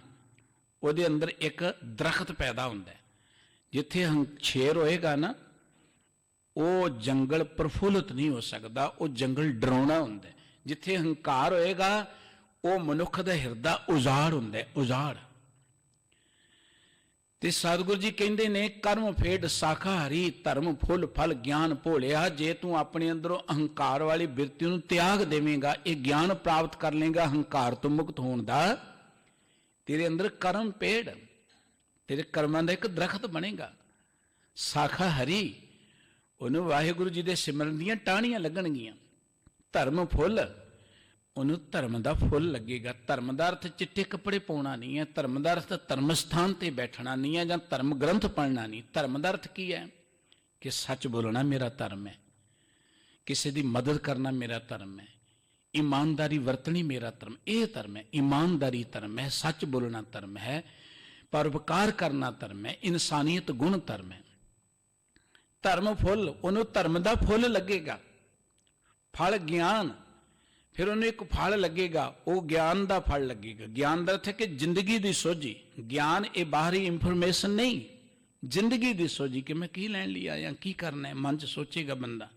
पत प्राप्त छाम घनी, लागा सहज ध्यान। फिर उन्होंने पत्ते की लगणगे, वाहिगुरु की प्राप्ति के पत्ते लगणगे। फिर उहदे विचों सुख मिलेगा, छां दी नहीं आई। जिवें छां दे विच आनंद नहीं माणदे, ते परमात्मा दे ध्यान च ही जुड़िया रहेगा बंदा। कदों? जदों भोलिया हौमे सुरत विसार। बाबा कबीर साहब जी कहंदे ने कि बंदिया वो ज्ञान प्राप्त कर लै, अपने अंदरों अहंकार नूं त्यागण वाला ज्ञान प्राप्त कर। जिहड़ा ज्ञान तुहाडे अंदर अहंकार पैदा करे, वो भावें देखण नूं जिन्ना भी मर्जी वधिया, वो ज्ञान ज्ञान ही नहीं है, उदों वड्डी अज्ञानता ही नहीं हो सकती। इस करके बाबा कबीर साहब जी कहंदे, जिन्ना चिर शेर रहे जंगल विच उन्ना चिर जंगल प्रफुल्लित नहीं हो सकता। पर जब ही सियार सिंह को खाए, सियार बिना गिद्दड़। जो गिद्दड़ शेर नूं खा ले, बड़ी वड्डी करामातक गल है कि गिद्दड़ शेर नूं खा ले। ਮਨੁੱਖ ਦੇ ਅੰਦਰ ਜਿਹੜੀ ਨਿਮਰਤਾ ਹੈ ਉਹ ਪ੍ਰਬਲ ਹੋ ਜਾਏ, ਨਿਮਰਤਾ ਭਾਰੂ ਹੋ ਜਾਏ ਤੇ ਹੰਕਾਰ ਨੀਵਾਂ ਹੋ ਜਾਏ। ਇਹ ਹੈ ਗਿੱਦੜ ਦਾ ਸ਼ੇਰ ਨੂੰ ਖਾਣਾ। ਔਰ ਗੁਰੂ ਸਾਹਿਬ ਨੇ ਇਹੀ ਗੱਲ ਜਿੱਥੇ ਮਨੁੱਖ ਦੀ ਜ਼ਿੰਦਗੀ 'ਚ ਵਰਤੀ ਕਿ ਅੰਦਰ ਨਿਮਰਤਾ ਆਏ, ਅੰਦਰ ਸੂਰਬੀਰਤਾ ਆਏ, ਅੰਦਰੋਂ ਅਹੰਕਾਰ ਮੁੱਕ ਜਾਏ, ਉਹੀ ਗੱਲ ਸਤਿਗੁਰੂ ਜੀ ਨੇ ਸਮਾਜ ਵੀ ਵਰਤੀ ਕਿ ਗਿੱਦੜਾਂ ਤੋਂ ਸ਼ੇਰ ਜਿਹੜੇ ਨੇ ਉਹ ਬਣਾ ਦੇਣੇ ਨੇ, ਚਿੜੀਆਂ ਤੋਂ ਬਾਜ ਤੁੜਾ ਦੇਣੇ ਨੇ। ਇਹ ਬਾਹਰੀ ਜਿਹੜੀਆਂ ਗੱਲਾਂ ਨੇ ਕੋਈ ਨਾਟਕ ਚੇਟਕ ਕੀਤੀਆਂ ਨਹੀਂ ਵਰਤਦੀਆਂ। ਗੁਰੂ ਕਲਗੀਧਰ ਪਾਤਸ਼ਾਹ ਜੀ ਨੇ ਜੇ ਇਹ ਕਾਰਜ ਕੀਤਾ ਕਿ ਚਿੜੀਆਂ ਤੋਂ ਬਾਜਾਂ ਨੂੰ ਤੁੜਾ ਦਿੱਤਾ ਤੇ ਉਹਦੇ ਲਈ 250 ਸਾਲ ਲੱਗੇ ਸਨ। ਉਹਦੀ ਅਰਮਤਾ ਗੁਰੂ ਨਾਨਕ ਸਾਹਿਬ ਜੀ ਨੇ ਕੀਤੀ, ਉਹਦੀ ਅਰਮਤਾ ਬਾਣੀ ਤੋਂ ਹੁੰਦੀ। ਹੁਣ ਮੇਰੇ ਵਰਗਾ ਖੰਡੇ ਕੀ ਪੌ ਲੈ ਕੇ ਕਕਾਰ ਗੁਰੂ ਕੇ ਪਾ ਕੇ ਬਾਣੀ ਨਾ ਪੜੇ ਤੇ ਉਹਨੇ ਕੀ ਸ਼ੇਰ ਬਣਨਾ? ਉਹ ਅੰਦਰੋਂ ਤਾਂ ਗਿੱਦੜ ਹੀ ਹੈ, ਬਾਹਰੋਂ ਖੋਤੇ ਤੇ ਝੋਲੀ ਪਾਇਆ ਹੋਇਆ ਹੈ। ਖੋਤੇ ਤੇ ਸ਼ੇਰ ਦੀ ਖਲ ਪਾ ਦਿਓ, ਕੋਈ ਸ਼ੇਰ ਥੋੜੋ ਬਣ ਜਾਏਗਾ। ਅੰਦਰ ਵੀ ਤੇ ਸ਼ੇਰ ਵਾਲੇ ਗੁਣ ਹੋਣੇ ਚਾਹੀਦੇ ਨੇ। ਅੰਦਰ ਤੇ ਗੁਣ ਤਾਂ ਹੋਣਗੇ ਜੇ ਆਪਾਂ ਗੁਣਾਂ ਨੂੰ ਚੇਤੇ ਕਰਾਂਗੇ। ਜੇ ਮੇਰੇ ਵਰਗਾ ਨਿਤਨੇਮ ਨਾ ਕਰੇ, ਸਤ ਸੰਗਤ ਚ ਨਾ ਆਏ, ਉਦਾਂ ਹੀ ਚਿੱਟੀ ਨੀਲੀ ਪੱਗ ਬਣ ਕੇ ਮੈਂ ਹੁਣ ਜਥੇਦਾਰੀ ਬਣ ਗਿਆ, ਇਹੋ ਜਿਹੇ ਜਥੇਦਾਰਾਂ ਨੇ ਤੇ ਕੌਮ ਦਾ ਬੇੜਾ ਗਰਕ ਕੀਤਾ। ਇਹੋ ਜਿਹੇ ਸਾਡੇ ਆਗੂਆਂ ਕਰਕੇ ਹੀ ਤੇ ਕੌਮ ਦੀ ਬੇੜੀ ਦੇ ਵਿੱਚ ਵੱਟੇ ਪੈ ਰਹੇ ਨੇ। ਨੀਲੀਆਂ ਪੱਗਾਂ ਬੰਨ ਲੀਆਂ, ਉਹ ਝੱਟ ਜੀ ਉਹ ਫਲਾਣੇ ਥਾਂ ਦਾ ਜਥੇਦਾਰ ਬਣ ਗਿਆ। ਉਹ ਤਾਂ ਆ ਦੇਖਦੇ ਕੱਲ ਦਾੜੀਆਂ ਕੱਟੀਆਂ ਹੁੰਦੀਆਂ, ਜਥੇਦਾਰ ਬਣ ਜਾਂਦੇ ਨੇ। ਉਹ ਸਤ ਸੰਗਤ ਨਾਲੋਂ ਟੁੱਟ ਗਏ। ਬਾਬਾ ਨਾਨਕ ਜੀ ਨੇ ਕਿਹਾ ਸੀ ਸਾਡੇ ਕੋਲ ਇੱਕੋ ਹੀ ਇੱਕ ਕਰਾਮਾਤ ਹੈ, ਗੁਰ ਸੰਗਤ ਬਾਣੀ ਬਿਨਾ ਦੂਜੀ ਓਟ ਨਹੀਂ ਹੈ ਰਾਈ। ਤੇ ਅੱਜ ਸਾਡੇ ਕਿੰਨੇ ਮਹਾਨ ਗੁਰੂ ਅਸਥਾਨ ਬਣੇ ਗੁਰੂ ਕੀਆਂ ਸੰਗਤਾਂ ਦੀ ਦਸਨ ਦੀ ਕਿਰਤ ਦੇ ਨਾਲ। ਇੱਥੇ ਸੰਗਤ ਲੱਭਣੀ ਔਖੀ ਹੋ ਗਈ ਹੈ। ਕਿਤੇ ਭੋਗ ਹੋਏ ਤੇ ਫੇਰ ਹੀ ਰੌਣਕ ਲੱਗਦੀ ਹੈ, ਕਿਤੇ ਲੰਗਰ ਦਾ ਪ੍ਰੋਗਰਾਮ ਹੋਏ ਤੇ ਤਾਂ ਹੀ ਰੌਣਕ ਲੱਗਦੀ ਹੈ। ਉਹਦਾ ਕਾਰਨ ਕਿ ਅਸੀਂ ਸੰਗਤ ਨਾਲੋਂ ਟੁੱਟ ਗਏ। ਅਸੀਂ ਸੋਚਦੇ ਹਾਂ ਕਿ ਇੱਥੇ ਤਾਂ ਬਜ਼ੁਰਗਾਂ ਦਾ ਕੰਮ ਆਉਣਾ ਹੈ, ਕੁਝ ਵਿਹਲੜਿਆਂ ਦਾ ਅਸੀਂ ਰੋਜ਼ ਆਈਏ, ਸਾਡਾ ਕੰਮ ਨਹੀਂ, ਆਪਾਂ ਤੇ ਖਾਸ ਮੌਕੇ ਤੇ ਹੀ ਆਉਣਾ ਹੈ। ਇਹ ਹੈ ਸਾਡੀ ਜ਼ਿੰਦਗੀ 'ਚ, ਸਾਡੇ ਪਰਿਵਾਰਕ, ਸਾਡੇ ਸਮਾਜਿਕ ਜਾਂ ਸਾਡੇ ਨਿੱਜੀ ਜੀਵਨ ਦੇ ਵਿੱਚ ਆਈਆਂ ਹੋਈਆਂ ਬੇਚੈਨੀਆਂ ਦਾ ਕਾਰਨ ਕਿ ਅਸੀਂ ਸਤ ਸੰਗਤ ਨਾਲੋਂ ਟੁੱਟ ਗਏ, ਅਸੀਂ ਗੁਰੂ ਕੀ ਬਾਣੀ ਨਾਲੋਂ ਟੁੱਟ ਗਏ। ਸਾਡੇ ਘਰਾਂ 'ਚੋਂ ਬਾਣੀ ਦਾ ਪ੍ਰਭਾਵ ਖਤਮ ਹੋ ਗਿਆ। ਸਾਡੀਆਂ ਮਾਤਾਵਾਂ, ਸਾਡੀਆਂ ਬੀਬੀਆਂ ਕਿਤੇ ਬਾਣੀ ਪੜ੍ਹਦੇ ਆ, ਬੱਚਿਆਂ ਨੂੰ ਲੋੜੀਆਂ ਦਿੰਦੀਆਂ ਸਨ। ਬਜ਼ੁਰਗ ਰਾਤ ਨੂੰ ਬੱਚਿਆਂ ਨੂੰ ਗੁਰੂ ਕੀਆਂ ਕਥਾ ਕਹਾਣੀਆਂ ਸੁਣਾਈਆਂ ਕਰਦੇ ਸਨ। ਤੇ ਹੁਣ ਰਾਤ ਨੂੰ 12 ਵਜੇ ਤੱਕ ਟੈਲੀਵਿਜ਼ਨ ਹੀ ਚੱਲਦਾ ਰਹਿੰਦਾ, ਨੱਚਣ ਟੱਪਣ ਚੱਲਦਾ ਰਹਿੰਦਾ। ਤੇ ਉੱਥੇ ਜਿਹੜਾ ਗਿੱਦੜ ਹੈ ਉਹ ਕਿਵੇਂ ਖਾਏਗਾ ਸ਼ੇਰ ਨੂੰ? ਭਈ ਉੱਥੇ ਤੇ ਸ਼ੇਰ ਭਾਰੂ ਹੀ ਰਹਿਣਾ, ਉੱਥੇ ਤੇ ਔਗਣ ਭਾਰੂ ਰਹਿਣੇ, ਹੰਕਾਰ ਹੀ ਭਾਰੂ ਰਹਿਣੇ, ਦੁੱਖ ਹੀ ਭਾਰੂ ਰਹਿਣੇ ਨੇ। ਉੱਥੇ ਤੇ ਉਜਾੜ ਹੀ ਰਹਿਣੀ ਹੈ ਉਸ ਜੰਗਲ ਦੇ ਵਿੱਚ, ਉਸ ਘਰ ਦੇ ਵਿੱਚ, ਉਸ ਹਿਰਦੇ ਦੇ ਵਿੱਚ। ਬਾਬਾ ਕਬੀਰ ਸਾਹਿਬ ਜੀ ਕਹਿੰਦੇ ਮਨਾਂ ਕੋ ਇਹੋ ਜਿਹਾ ਗਿਆਨ ਪ੍ਰਾਪਤ ਕਰ ਲਿਆ ਜ਼ਿੰਦਗੀ 'ਚ ਕਿ ਤੇਰੇ ਅੰਦਰ ਜਿਹੜੀ ਨਿਮਰਤਾ ਹੈ ਨਾ, ਜਿਹਨੂੰ ਗਿੱਦੜ ਕਹਿੰਦੇ ਨੇ, ਨਿਰਮਾਣ ਬੰਦੇ ਨੂੰ ਕਹਿੰਦੇ ਗਿੱਦੜ ਹੈ ਤਾਂ, ਪਰ ਨਿਮਰਤਾ ਹੰਕਾਰ ਨੂੰ ਜਿੱਤ ਲੈਂਦੀ ਹੈ। ਗੁਰਬਾਣੀ 'ਚ ਸਤਿਗੁਰੂ ਜੀ ਨੇ ਇੱਕ ਬਚਨ ਲਿਖਿਆ ਬੜਾ ਪਿਆਰਾ। ਦੋ ਤਰ੍ਹਾਂ ਦੇ ਹਥਿਆਰ ਹੁੰਦੇ ਨੇ। ਇੱਕ ਹਥਿਆਰ ਹੁੰਦਾ ਕਿਸੇ ਨੂੰ ਮਾਰਨ ਲਈ, ਇੱਕ ਹਥਿਆਰ ਹੁੰਦਾ ਆਪਣੇ ਆਪ ਨੂੰ ਬਚਾਉਣ ਲਈ, ਜਿਵੇਂ ਢਾਲ ਤੇ ਤਲਵਾਰ। ਢਾਲ ਬਚਾਉਂਦੀ ਹੈ, ਤਲਵਾਰ ਮਾਰਦੀ ਹੈ। ਇੱਕ ਹਥਿਆਰ ਹੁੰਦਾ ਜਿਹੜਾ ਦੋਵੇਂ ਕੰਮ ਕਰਦਾ, ਜਿਹਨਾਂ ਮਾਰ ਵੀ ਲਓ ਤੇ ਬਚਾ ਵੀ ਕਰ ਲਓ, ਜਿਹਨੂੰ ਗੁਰਜ ਕਹਿੰਦੇ ਨੇ, ਗਦਾ। ਉਹਦੇ ਨਾਲ ਕਿਸੇ ਦਾ ਸਿਰ ਵੀ ਭੰਨ ਦਿਓ ਤੇ ਉਹਦੇ ਨਾਲ ਤੁਸੀਂ ਕਿਸੇ ਦਾ ਵਾਰ ਵੀ ਰੋਕ ਲਓ। ਤੇ ਸਤਿਗੁਰੂ ਗੁਰੂ ਅਰਜਨ ਦੇਵ ਜੀ ਕਹਿੰਦੇ ਗਰੀਬੀ ਗਦਾ ਹਮਾਰੀ, ਖੰਨਾ ਸਗਲ ਰੇਨ ਸ਼ਾਰੀ। ਸਾਡੇ ਕੋਲ ਗਰੀਬੀ ਦੀ ਗਦਾ ਹੈ, ਗੁਰਜ ਹੈ, ਜਿਹਦੇ ਰਾਹੀਂ ਅਸੀਂ ਆਪਣਾ ਬਚਾਓ ਵੀ ਕਰਦੇ ਹਾਂ ਤੇ ਵਿਰੋਧੀਆਂ ਨੂੰ ਮਾਰਦੇ ਹਾਂ। ਉਹ ਜਿਹੜੀ ਅੰਦਰ ਗਰੀਬੀ ਭਾਵਨਾ ਹੈ ਨਾ, ਨਿਮਰਤਾ ਦੀ ਭਾਵਨਾ, ਉਹ ਪ੍ਰਬਲ ਹੋ ਜਾਏ ਕਿ ਮੇਰਾ ਕੁਝ ਨਹੀਂ ਹੈ, ਇੱਥੇ ਵਾਹਿਗੁਰੂ ਦੀਆਂ ਦਾਤਾਂ ਨੇ, ਮੈਂ ਤੇ ਨਿਮਾਣਾ ਜਿਹਾ ਹਾਂ। ਜਦੋਂ ਇਹ ਭਾਵਨਾ ਪ੍ਰਬਲ ਹੋਏਗੀ, ਜਬ ਹੀ ਸਿਆਰ ਸਿੰਘ ਕੋ ਖਾਏ, ਸਿੰਘ ਮੈਣਾ ਸ਼ੇਰ। ਜਿੰਨਾ ਚਿਰ ਸਿੰਘ ਹੀ ਰਹੇਗਾ ਉਹਨਾਂ ਚਿਰ ਜੰਗਲ ਬਰਬਾਦ ਰਹੇਗਾ। ਜੰਗਲ 'ਚ ਕੋਈ ਰੌਣਕ ਨਹੀਂ ਰਹੇਗੀ, ਡਰਾਉਣਾ ਰਹੇਗਾ ਜੰਗਲ। ਜਦੋਂ ਅੰਦਰ ਗਿੱਦੜ ਭਾਰੂ ਹੋ ਗਏ, ਜਾਂ ਇਵੇਂ ਕਹਿ ਲਓ ਨਿਮਰਤਾ ਪ੍ਰਬਲ ਹੋ ਗਈ, ਅੰਦਰੋਂ ਸ਼ੇਰ ਮਰ ਗਿਆ, ਖਤਮ ਹੋ ਗਿਆ, ਫਿਰ ਫੂਲ ਰਹੀ ਸਗਲੀ ਬਨ ਰਾਏ। ਫਿਰ ਜੰਗਲ ਦੇ ਵਿੱਚ ਸਾਰੇ ਫਲ ਬੂਟੇ ਜਿਹੜੇ ਨੇ ਉਹ ਪ੍ਰਫੁੱਲਤ ਹੋਣੇ ਸ਼ੁਰੂ ਹੋ ਜਾਂਦੇ ਨੇ। ਜੰਗਲ ਦੇ ਵਿੱਚ ਰੌਣਕ ਲੱਗ ਜਾਂਦੀ ਹੈ। ਜੰਗਲ ਦੇ ਵਿੱਚ ਆਪਾਂ ਦੇਖਦੇ ਹਾਂ ਫਿਰ ਬਹਾਰ ਆ ਜਾਂਦੀ ਹੈ। ਸਾਡਾ ਅੰਦਰ ਹਿਰਦਾ ਵੀ ਇੱਕ ਜੰਗਲ ਹੈ।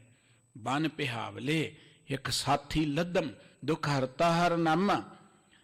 ਸਤਿਗੁਰੂ ਜੀ ਬਾਣੀ 'ਚ ਕਹਿੰਦੇ ਬਨ ਪਿਹਾਵਲੇ, ਬਨ ਮੈਣਾ ਜੰਗਲ, ਪਿਹਾਵਲੇ ਮੈਣਾ ਬੜਾ ਡਰਾਉਣਾ। ਅਸੀਂ ਬੜੇ ਡਰਾਉਣੇ ਜੰਗਲ 'ਚ ਵਿਚਰ ਰਹੇ ਹਾਂ। ਬਾਹਰਲਾ ਜੰਗਲ ਜਿਹੜਾ ਹੈ ਨਾ, ਉਹਨੂੰ ਆਪਾਂ ਇਸ ਤਰ੍ਹਾਂ ਹੀ ਕਰਕੇ ਸਮਝਦੇ ਹਾਂ ਕਿ ਜੰਗਲ 'ਚ ਡਰ ਹੁੰਦਾ ਹੈ, ਜੰਗਲ 'ਚ ਸਹਿਮ ਹੁੰਦਾ ਹੈ। ਉਹ ਡਰ ਤੇ ਸਾਡੇ ਅੰਦਰ ਹੈ। ਸਾਡੇ ਅੰਦਰ ਜੰਗਲ ਨਹੀਂ ਹੈ, ਸਾਡੇ ਅੰਦਰ ਡਰ ਬੈਠਾ ਹੋਇਆ ਹੈ। ਉਦਿਆਨ ਬਸਨ ਨਗਰੰ ਸੁਨਬੰਦੀ ਸਵਾਨ ਸਿਆਲ ਖਰੈ।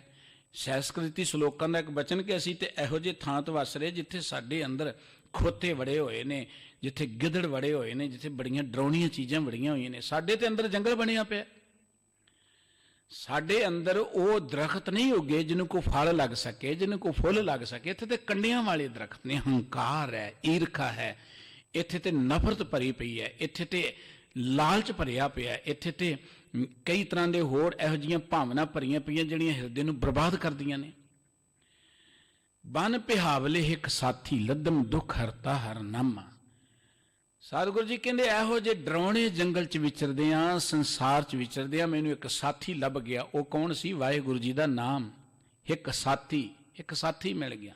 ਦੁੱਖ ਹਰਤਾ ਹਰ ਨਾਮਾ, ਦੁੱਖਾਂ ਨੂੰ ਕੱਟਣ ਵਾਲਾ, ਸੁੱਖ ਦੇਣ ਵਾਲਾ ਵਾਹਿਗੁਰੂ ਜੀ ਦਾ ਨਾਮ ਮੇਰਾ ਸਾਥੀ ਬਣ ਗਿਆ। ਤੇ ਹੁਣ ਕੀ ਹੋ ਗਿਆ? ਫੂਲ ਰਹੀ ਸਗਲੀ ਮਨ ਰਾਏ। ਹੁਣ ਤੇ ਸਾਰੀ ਬਨਸਪਤੀ ਬੜੀ ਪ੍ਰਫੁੱਲਤ ਹੋ ਗਈ ਜਿਸ ਵੇਲੇ ਮੇਰੇ ਅੰਦਰ ਨਾਮ ਵਸ ਗਿਆ। ਬਾਬਾ ਕਬੀਰ ਸਾਹਿਬ ਜੀ ਨੇ ਕਿਹਾ ਸੀ, ਹਰ ਕੀ ਨਾ ਸਿਮਰੋ ਦੁੱਖ ਭੰਜਨਾ। ਉਹ ਬੰਦਿਆ ਕੋ ਇਹੋ ਜਿਹੀ ਗਿਆਨ ਦੀ ਗੱਲ ਵੀ ਸਿੱਖ ਲੈ ਕਿ ਤੂੰ ਪਰਮਾਤਮਾ ਦੇ ਪਿਆਰ ਜੁੜੇ। ਤੂੰ ਬਹੁਤ ਕੁਝ ਸਿੱਖਿਆ ਕਿ ਪੈਸੇ ਕਿਵੇਂ ਕਮਾਉਣੇ ਨੇ, ਲੋਕਾਂ ਨੂੰ ਧੋਖਾ ਕਿਵੇਂ ਦੇਣਾ ਹੈ, ਆਪਣੇ ਕੰਮ ਨੂੰ ਚਤਰਾਈ ਚਲਾਕੀ ਨਾਲ ਕਿਵੇਂ ਕੱਢਣਾ ਹੈ, ਬੜਾ ਹੱਥ ਦੀ ਸਫਾਈ ਦੇ ਨਾਲ ਲੋਕਾਂ ਦੀਆਂ ਜੇਬਾਂ ਕਿਵੇਂ ਕੱਟਣੀਆਂ, ਤੂੰ ਸਿੱਖ ਲਿਆ। ਪਰ ਇਹ ਸਭ ਕੁਝ ਜੋ ਕਰਦੇ ਸੁੱਖਾਂ ਲਈ ਕਰਦੇ ਨਾ, ਕਿ ਪੈਸੇ ਆਉਣਗੇ ਸੁੱਖ ਮਿਲੇਗਾ, ਰੁਤਬਾ ਆਏਗਾ ਸੁੱਖ ਮਿਲੇਗਾ, ਉਹ ਚੀਜ਼ ਆਏਗੀ ਸੁੱਖ ਮਿਲੇਗਾ, ਪਰ ਸੁੱਖ ਤਾਂ ਮਿਲਿਆ ਨਹੀਂ। ਇਹਦਾ ਮਤਲਬ ਕਿ ਸਫਲਤਾ ਨਹੀਂ ਮਿਲੀ। ਜਿਸ ਕੰਮ ਲਈ ਅਸੀਂ ਇਹ ਕੰਮ ਕਰ ਰਹੇ ਹਾਂ ਸਫਲਤਾ ਨਹੀਂ ਮਿਲੀ। ਕਹਿਣ ਲੱਗੇ ਜਿੰਨਾ ਮਰਜੀ ਯਤਨ ਕਰ ਲੈ ਤਬ ਲਗ ਕਾਜ ਇੱਕ ਨਹੀਂ ਸਰੇ। ਤੇਰੀ ਜ਼ਿੰਦਗੀ ਦਾ ਉਹ ਸੁੱਖ ਮੰਨਣ ਵਾਲਾ ਕੋਈ ਕਾਰਜ ਰਾਸ ਨਹੀਂ ਹੋਣਾ ਜਦੋਂ ਤੂੰ ਆਪਣੇ ਅੰਦਰੋਂ ਇਹ ਮੈਂ ਮੇਰੀ ਮੇਟ ਲੇਗਾ। ਜਿਵੇਂ ਜੰਗਲ ਵਿੱਚੋਂ ਸ਼ੇਰ ਜਿਹੜਾ ਹੈ ਉਹ ਲਾਂਭੇ ਹੋ ਜਾਏ, ਦੂਸਰੇ ਜਿਹੜੇ ਜੀਵ ਨੇ ਭਾਰੂ ਹੋ ਜਾਣ ਤੇ ਜੰਗਲ ਜਿਹੜਾ ਪ੍ਰਫੁੱਲਤ ਹੋ ਜਾਂਦਾ ਹੈ। ਹੰਕਾਰ ਲਾਂਭੇ ਹੋ ਜਾਏ, ਹੰਕਾਰ ਮਿਟ ਜਾਏ। ਹੰਕਾਰ ਕਰਕੇ ਤੇ ਸਾਡੇ ਅੰਦਰ ਸਾਰਾ ਜਿਹੜਾ ਡਰਾਉਣਾ ਵਾਤਾਵਰਣ ਬਣਿਆ ਹੋਇਆ ਹੈ। ਗੁਰਬਾਣੀ ਸਤਿਗੁਰੂ ਜੀ ਨੇ ਕਿਹਾ ਕਿ ਵੱਖਰੇ ਵੱਖਰੇ ਰੋਗ ਦਿੱਤੇ ਨੇ ਪਰਮਾਤਮਾ ਨੇ ਹੋਰਨਾਂ ਜੂਨਾਂ ਨੂੰ, ਪਰ ਹਉਮੈ ਰੋਗ ਮਾਨੁਖ ਕੋ ਦੀਨਾ। ਮਨੁੱਖ ਨੂੰ ਹੰਕਾਰ ਦਾ ਰੋਗ ਦੇ ਦਿੱਤਾ। ਹੰਕਾਰ ਤੇ ਕਿਸੇ ਵੀ ਚੀਜ਼ ਦਾ ਮਾੜਾ ਹੈ, ਭਾਵੇਂ ਉਹ ਦੁਨੀਆ ਦਾ ਕਰੇ, ਧਨ ਦਾ ਕਰੇ। ਚਲੋ ਮੰਨਿਆ ਕਿ ਆਮ ਲੋਕਾਂ ਨੂੰ ਗਿਆਨ ਨਹੀਂ, ਹੰਕਾਰ ਕਰਦੇ ਨੇ, ਉਹਨਾਂ ਨੂੰ ਗਿਆਨ ਨਹੀਂ ਹੈ। ਪਰ ਕੋਈ ਧਰਮ ਦਾ ਹੰਕਾਰ ਕਰੇ, ਧਾਰਮਿਕ ਕਰਮ ਦਾ ਹੰਕਾਰ ਕਰੇ, ਕੋਈ ਸੇਵਾ ਦਾ ਹੰਕਾਰ ਕਰੇ, ਕੋਈ ਬਾਣੀ ਪੜਨ ਦਾ ਹੰਕਾਰ ਕਰੇ, ਕਿੰਨੀ ਇਹ ਆਪਾਂ ਮੂਰਖਤਾ ਸਮਝਦੇ ਕਿ ਧਰਮ ਸਥਾਨਾਂ ਤੇ ਬੈਠ ਕੇ ਹੰਕਾਰ ਕਰੇ। ਹੁਣ ਧਰਮ ਸਥਾਨਾਂ ਤੇ ਕਲ ਕਲੇਸ਼ ਦਾ ਕਾਰਨ ਕੀ ਹੈ? ਹੰਕਾਰ ਹੀ ਹੈ, ਹੋਰ ਤੇ ਕੋਈ ਗੱਲ ਨਹੀਂ ਹੈ। ਹੰਕਾਰ ਕਰਕੇ ਸਾਡੀਆਂ ਲੜਾਈਆਂ ਨੇ, ਝਗੜੇ ਨੇ, ਅਸੀਂ ਦੁਖੀ ਹਾਂ, ਬੇਚੈਨ ਹਾਂ। ਗੁਰੂ ਦੇ ਕੋਲ ਆਉਣਾ ਸੀ ਹੰਕਾਰ ਨੂੰ ਮਾਰਨ ਦੇ ਲਈ, ਗੁਰਬਾਣੀ ਪੜ੍ਹਨੀ ਸੀ ਹੰਕਾਰ ਨੂੰ ਮਾਰਨ ਦੇ ਲਈ, ਸੇਵਾ ਕਰਨੀ ਸੀ ਹੰਕਾਰ ਨੂੰ ਮਾਰਨ ਦੇ ਲਈ। ਪਰ ਜਿਸ ਚੀਜ਼ ਰਾਹੀਂ ਅਸੀਂ ਹੰਕਾਰ ਨੂੰ ਮਾਰਨਾ ਸੀ, ਜਾਂ ਐਵੇਂ ਕਹਿ ਲਓ ਜਿਸ ਚੀਜ਼ ਰਾਹੀਂ ਅਸੀਂ ਤਰਨਾ ਸੀ, ਉਹਦੇ ਵਿੱਚ ਹੀ ਡੁੱਬਣਾ ਸ਼ੁਰੂ ਕਰਤਾ। ਕਹਿੰਦੇ ਇੱਕ ਬੇੜੀ ਜਾ ਰਹੀ ਹੈ, ਬੇੜੀ 'ਚ ਕਈ ਮੁਸਾਫਰ ਬੈਠੇ ਨੇ।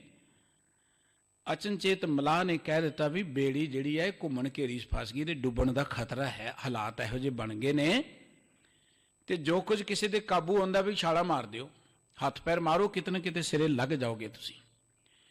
ਤੇ ਬੇੜੀ ਵਾਲਿਆਂ ਨੇ ਕੋਈ ਸਾਧਨ ਰੱਖੇ ਹੁੰਦੇ, ਪੀਪਾ ਰੱਖੇ ਹੁੰਦੇ ਨੇ, ਕੋਈ ਟਾਇਰ ਰੱਖੇ ਹੁੰਦੇ ਨੇ, ਕੋਈ ਘੜੇ ਰੱਖੇ ਹੁੰਦੇ ਨੇ। ਆਪਾਂ ਦੇਖਦੇ ਹਾਂ ਜਿਹੜੇ ਸ਼ਿਪ ਹੁੰਦੇ ਨੇ ਉਹਨਾਂ ਦੇ ਵਿੱਚ ਵੀ ਕੋਈ ਨਾ ਕੋਈ ਐਮਰਜੈਂਸੀ ਲਈ ਸਾਧਨ ਰੱਖੇ ਹੁੰਦੇ ਨੇ।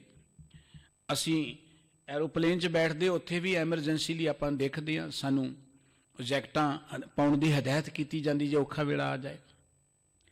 ਇਵੇਂ ਮਲਾਹ ਨੇ ਕਹਿਤਾ ਜੋ ਕਾਬੂ ਆਉਂਦਾ ਛਾਲਾ ਮਾਰ ਦਿਓ। ਕਿਸੇ ਦੇ ਹੱਥ ਪੀਪਾ ਆ ਗਿਆ, ਕਿਸੇ ਦੇ ਕੁਝ। ਇੱਕ ਲਾਲਾ ਜੀ ਸਨ, ਉਹਨਾਂ ਦੇ ਹੱਥ ਇੱਕ ਘੜਾ ਆ ਗਿਆ। ਘੜਾ ਲੈ ਕੇ ਛਾਲ ਮਾਰ ਦਿੱਤੀ ਉਹਨਾਂ ਨੇ। ਸਾਰੇ ਹੱਥ ਪੈਰ ਮਾਰੀ ਗਏ। ਜਿਹੜਾ ਬੰਦਾ ਥੋੜਾ ਜਿਹਾ ਯਤਨ ਕਰੇ ਦਰਿਆ ਨੂੰ ਡੋਬਦਾ ਨਹੀਂ ਹੈ, ਤਰਦੇ ਤਰਦੇ ਸਿਰੇ ਨੂੰ ਲੱਗੀ ਜਾਂਦੇ ਨੇ। ਪਰ ਉਹ ਲਾਲਾ ਜੀ ਜਿਹੜੇ ਨੇ ਉਹ ਪਾਣੀ 'ਚ ਹੀ ਜਾ ਰਹੇ ਨੇ। ਮਲਾਹ ਕਹਿੰਦਾ ਜ਼ੋਰ ਲਾ, ਤੇਰੇ ਕੋਲ ਘੜਾ ਹੈ, ਘੜਾ ਤੇ ਕਦੀ ਡੁੱਬਣ ਨਹੀਂ ਦਿੰਦਾ ਬੰਦੇ ਨੂੰ, ਯਤਨ ਕਰ ਪਓ। ਲਾਲਾ ਜੀ ਡੁੱਬਦੇ ਹੀ ਜਾਂਦੇ ਨੇ। ਆਖਰ ਮਲਾਹ ਨੇ ਖਿੱਚ ਧੂ ਕੇ ਉਹਨੂੰ ਸਿਰੇ ਲਗਾਇਆ। ਕਹਿੰਦਾ ਵੀ ਹੈਰਾਨ ਬੜਾ ਮੈਂ, ਤੇਰੇ ਕੋਲ ਘੜਾ, ਤੂੰ ਕਿਉਂ ਡੁੱਬ ਰਿਹਾ? ਜਾਂ ਦੇਖਿਆ ਤੇ ਘੜੇ ਦੇ ਵਿੱਚ ਕਿੱਡੀ ਵੱਡੀ ਮਾਇਆ ਦੀ ਥੈਲੀ ਪਾਈ ਹੈ, ਪੈਸੇ ਪਾਏ ਹੋਏ ਨੇ। ਜਿਸ ਚੀਜ਼ ਨੇ ਤਾਰਨਾ ਸੀ ਉਹਨੂੰ ਡੋਬਣ ਦਾ ਕਾਰਨ ਬਣਾ ਲਿਆ। ਮਨੁੱਖ ਨੇ ਧਰਮ ਦੇ ਨਾਂ ਤੇ ਤਰਨਾ ਸੀ, ਦੁੱਖਾਂ ਤੋਂ ਮੁਕਤ ਹੋਣਾ ਸੀ, ਪਰ ਇੱਥੇ ਵੀ ਮਾਇਆ ਦੀ ਥੈਲੀ ਭਰ ਦਿੱਤੀ ਬੰਦੇ ਨੇ। ਧਰਮ ਮਨੁੱਖ ਨੇ ਅੱਜ ਪਤਾ ਕਾਹਦੇ ਲਈ ਮਨਾਇਆ ਕਿ ਚਲੋ ਗੁਰਦੁਆਰੇ ਇੰਨੇ ਦਿਨ ਜਾਵਾਂਗੇ, ਸਾਡਾ ਕੰਮ ਹੋ ਜਾਏਗਾ। ਸਾਡੀਆਂ ਮਨੋਕਾਮਨਾ, ਜਿਵੇਂ ਬਾਜ਼ਾਰੋਂ ਨਹੀਂ ਆਪਾਂ ਚੀਜ਼ਾਂ ਲੈਣ ਜਾਂਦੇ, ਅਸੀਂ ਧਰਮ ਸਥਾਨਾਂ ਨੂੰ ਬਾਜ਼ਾਰ ਬਣਾਇਆ ਹੋਇਆ ਹੈ। ਧਰਮ ਸਥਾਨਾਂ ਨੂੰ ਦੁਨਿਆਵੀ ਲੋੜਾਂ ਪੂਰੀਆਂ ਕਰਨ ਲਈ ਬਣਾਇਆ। ਅੱਜ ਕਿਸੇ ਨੂੰ ਕਹਿ ਦਿਓ ਇੱਥੇ 11 ਦਿਨ ਮੱਥੇ ਟੇਕਿਆ, ਤੁਹਾਡੀ ਕਾਮਨਾ ਪੂਰੀ ਹੋ ਜਾਏ, ਰੌਣਕ ਲੱਗ ਜਾਏਗੀ, ਇੱਥੇ ਬੈਠਣ ਲਈ ਥਾਂ ਨਹੀਂ ਮਿਲੇਗੀ। ਬੀਬੀਆਂ ਵੀ ਆਉਣਗੀਆਂ, ਜੋਤਾਂ ਜਗਾਉਣਗੀਆਂ, ਜੋਤ ਦੇ ਵਿੱਚ ਘਿਓ ਵੀ ਪਾਉਣਗੀਆਂ, ਕਿਉਂਕਿ ਉਹ ਲਾਲਚ ਦੇ ਦਿੱਤਾ ਕਿ ਆਓ ਤੁਹਾਡੀ ਮਨੋਕਾਮਨਾ ਪੂਰੀ ਹੋਏਗੀ। ਜਿੱਥੇ ਕਹਿਤਾ ਉੱਥੇ ਬੜੀ ਬੜੀ ਦੂਰੋਂ ਲੋਕ ਆਉਂਦੇ ਨੇ। ਉਹ ਇਹ ਬੰਦਗੀ ਨਹੀਂ ਹੈ, ਨਾ ਇਦਾਂ ਕੋਈ ਕਾਮਨਾ ਪੂਰੀ ਹੁੰਦੀ ਹੈ। ਕਾਮਨਾ ਤੇ ਉਦੋਂ ਤੁਹਾਡੀ ਪੂਰੀ ਹੋਣੀ ਜਦੋਂ ਤੁਸੀਂ ਪ੍ਰਮਾਤਮਾ ਦੇ ਪਿਆਰ ਚਾਹੋਗੇ। ਤੁਹਾਡੇ ਕੋਲ ਸਭ ਕੁਝ ਹੈ, ਕਿਸੇ ਕੋਲ ਘੱਟ ਨਹੀਂ ਹੈ। ਜਦੋਂ ਵੀ ਜਿੱਥੇ ਵੀ ਤੁਸੀਂ ਪ੍ਰਮਾਤਮਾ ਦੇ ਪਿਆਰ ਜੁੜ ਕੇ ਇਮਾਨਦਾਰ ਹੋ ਜਾਓਗੇ, ਅੰਦਰੋਂ ਤੁਸੀਂ ਸ਼ੁਭ ਗੁਣਾਂ ਨਾਲ ਜੁੜ ਜਾਓਗੇ, ਤੁਹਾਨੂੰ ਕਮੀ ਕੋਈ ਨਹੀਂ ਰਹੇਗੀ। ਪਰ ਕਿਉਂਕਿ ਅਸੀਂ ਧਰਮ ਨੂੰ ਧੰਦਾ ਬਣਾ ਲਿਆ ਕਿ ਚਲੋ ਧਰਮ ਸਥਾਨਾਂ ਤੇ ਲੋੜਾਂ ਪੂਰੀਆਂ ਹੁੰਦੀਆਂ ਨੇ, ਧਰਮ ਸਥਾਨਾਂ ਤੇ ਅਰਦਾਸ ਕਰੋ ਸਾਡੇ ਕਾਰਜ ਰਾਸ ਹੋ ਜਾਂਦੇ ਨੇ, ਤੇ ਆਪਾਂ ਰੌਣਕਾਂ ਲਾਉਣੀਆਂ ਸ਼ੁਰੂ ਕਰਤੀਆਂ। ਮੇਰੇ ਵਰਗਿਆਂ ਦਾ ਕੰਮ ਬੜਾ ਸੋਹਣਾ ਚੱਲ ਰਿਹਾ। ਇਹ ਧਰਮ ਸਥਾਨ ਗਿਆਨ ਦਾ ਕੇਂਦਰ ਸਨ ਕਿ ਸਾਨੂੰ ਜ਼ਿੰਦਗੀ ਦਾ ਗਿਆਨ ਮਿਲੇ। ਸਕੂਲਾਂ 'ਚ ਅਸੀਂ ਗਿਆਨ ਲੈਣ ਲਈ ਜਾਂਦੇ ਹਾਂ ਨਾ, ਨੌਲੇਜ ਲੈਣ ਲਈ ਜਾਂਦੇ ਹਾਂ, ਐਜੂਕੇਟ ਹੋਣ ਲਈ ਜਾਂਦੇ ਹਾਂ। ਇਹ ਧਰਮ ਸਥਾਨ ਸਾਡੇ ਅਧਿਆਤਮਿਕ ਜੀਵਨ ਦਾ ਕੇਂਦਰ ਨੇ ਕਿ ਅਸੀਂ ਜਿਉਣਾ ਕਿਵੇਂ ਹੈ, ਜ਼ਿੰਦਗੀ ਦਾ ਸੁੱਖ ਕਿਵੇਂ ਮੰਨਦੇ। ਪਰ ਬਹੁਤ ਵਿਰਲੇ ਥਾਂ ਨੇ ਜਾਂ ਵਿਰਲੇ ਪ੍ਰਾਣੀ ਨੇ ਜਿਹੜੇ ਅਧਿਆਤਮਿਕ ਦਾ ਗਿਆਨ ਲੈਣ ਲਈ ਜਾਂਦੇ ਨੇ। ਧਰਮ ਦਾ ਸੰਬੰਧ ਗਿਆਨ ਨਾਲ ਹੈ, ਧਰਮ ਦਾ ਸੰਬੰਧ ਮੱਥੇ ਟੇਕਣ ਨਾਲ ਨਹੀਂ, ਧਰਮ ਦਾ ਸੰਬੰਧ ਪਾਠ ਕਰਨ ਨਾਲ ਨਹੀਂ। ਗੁਰਬਾਣੀ ਇਹ ਗੱਲ ਕਹਿੰਦੀ, ਜਹਾਂ ਗਿਆਨ ਤੈਂ ਧਰਮ ਹੈ। ਜਿੱਥੇ ਗਿਆਨ ਹੈ ਧਰਮ ਉੱਥੇ ਹੈ।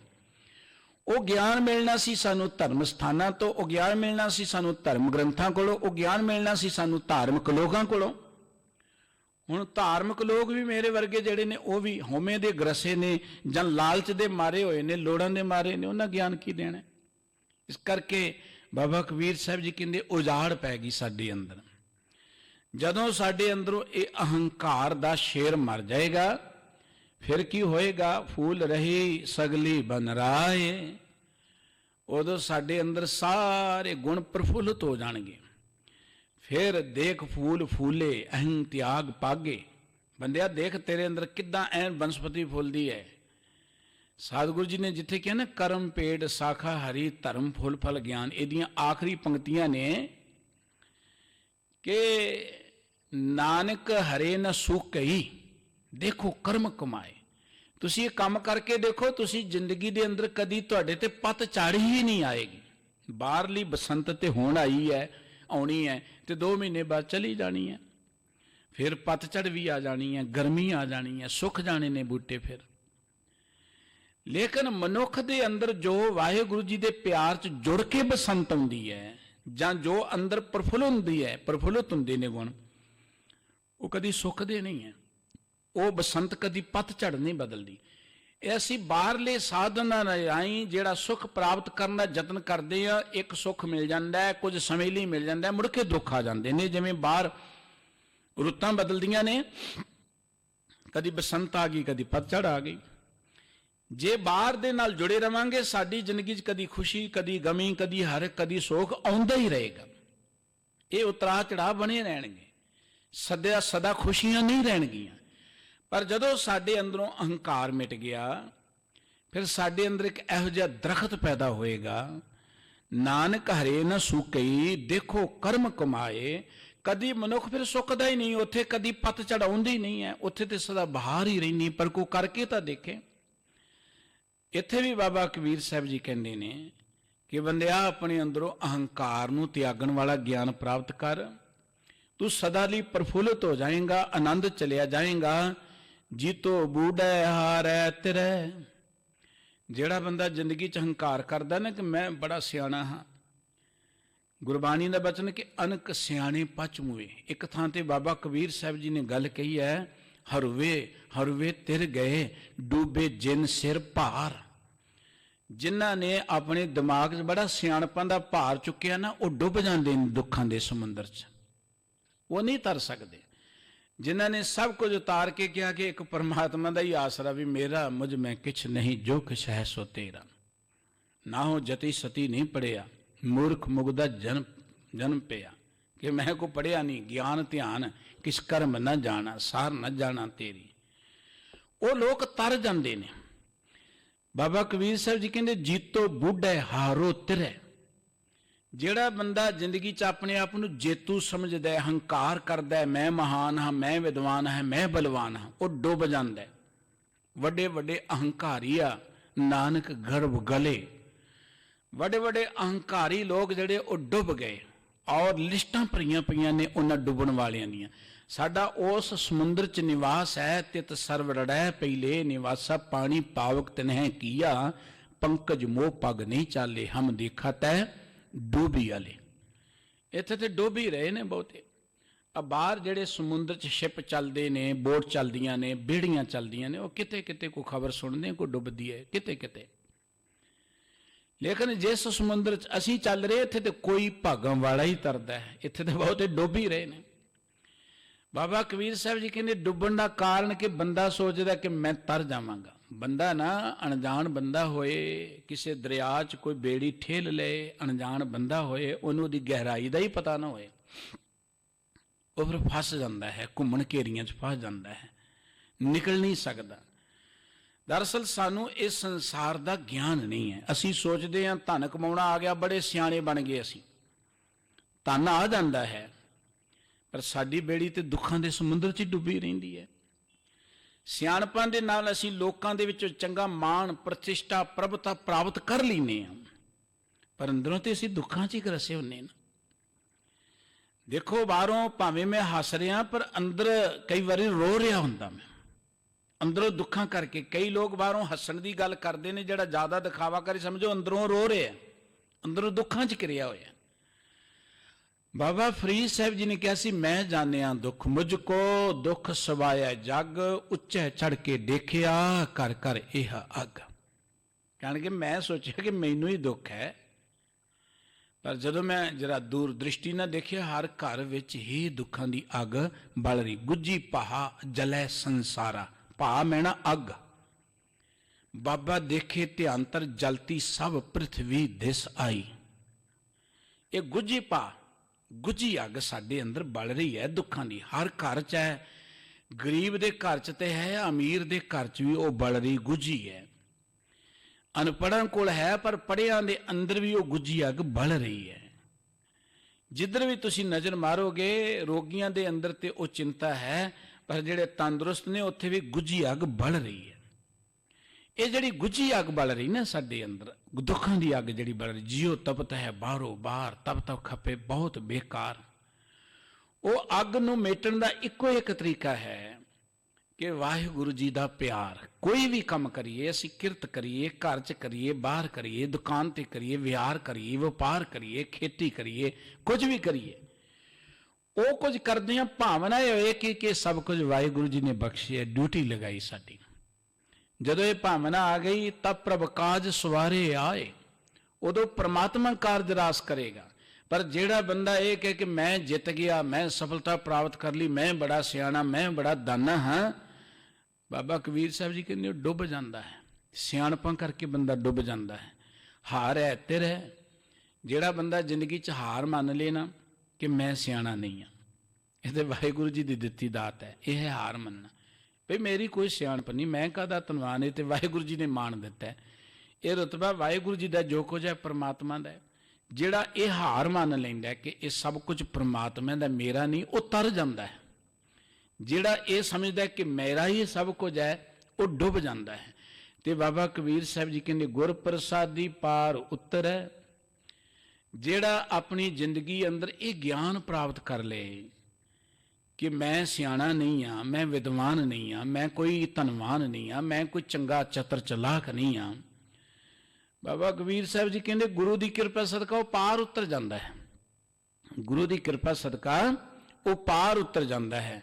ਦਾਸ ਕਬੀਰ ਕਹੈ ਸਮਝਾਏ।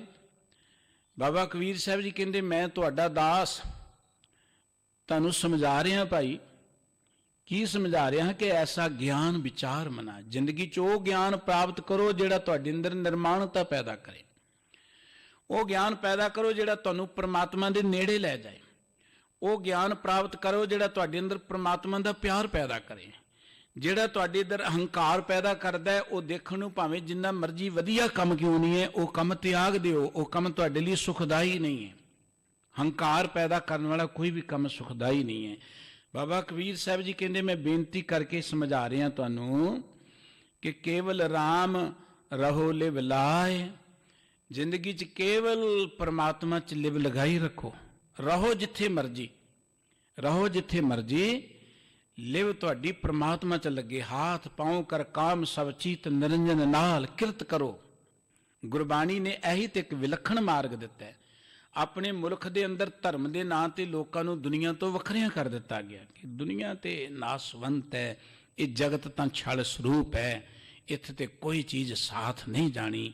ਕਹਿੰਦੇ ਜਦੋਂ ਨਾਲ ਹੀ ਕੁਝ ਨਹੀਂ ਜਾਣਾ, ਛਲ ਸਰੂਪ ਛੱਡ ਦਿਓ, ਰੋਟੀ ਖਾਣੀ ਆ, ਪੱਤੇ ਖਾ ਕੇ ਗੁਜ਼ਾਰਾ ਕਰ ਲਾਂਗੇ ਜੰਗਲਾਂ 'ਚ, ਫਿਰ ਕੀ ਲੈਣਾ ਦੁਨੀਆ। ਐਵੇਂ ਜ਼ਿੰਮੇਵਾਰੀਆਂ ਚੁੱਕ ਕੇ ਪਰਿਵਾਰਾਂ ਦੀਆਂ, ਧੀਆਂ ਪੁੱਤਰਾਂ ਦੀਆਂ ਜ਼ਿੰਮੇਵਾਰੀਆਂ ਚੁੱਕਣ ਦੀ ਕੀ ਲੋੜ, ਐਵੇਂ ਚਿੰਤਾ ਫਸੋ। ਭਗੌੜੇ ਹੋ ਗਏ ਸਮਾਜ ਤੋਂ।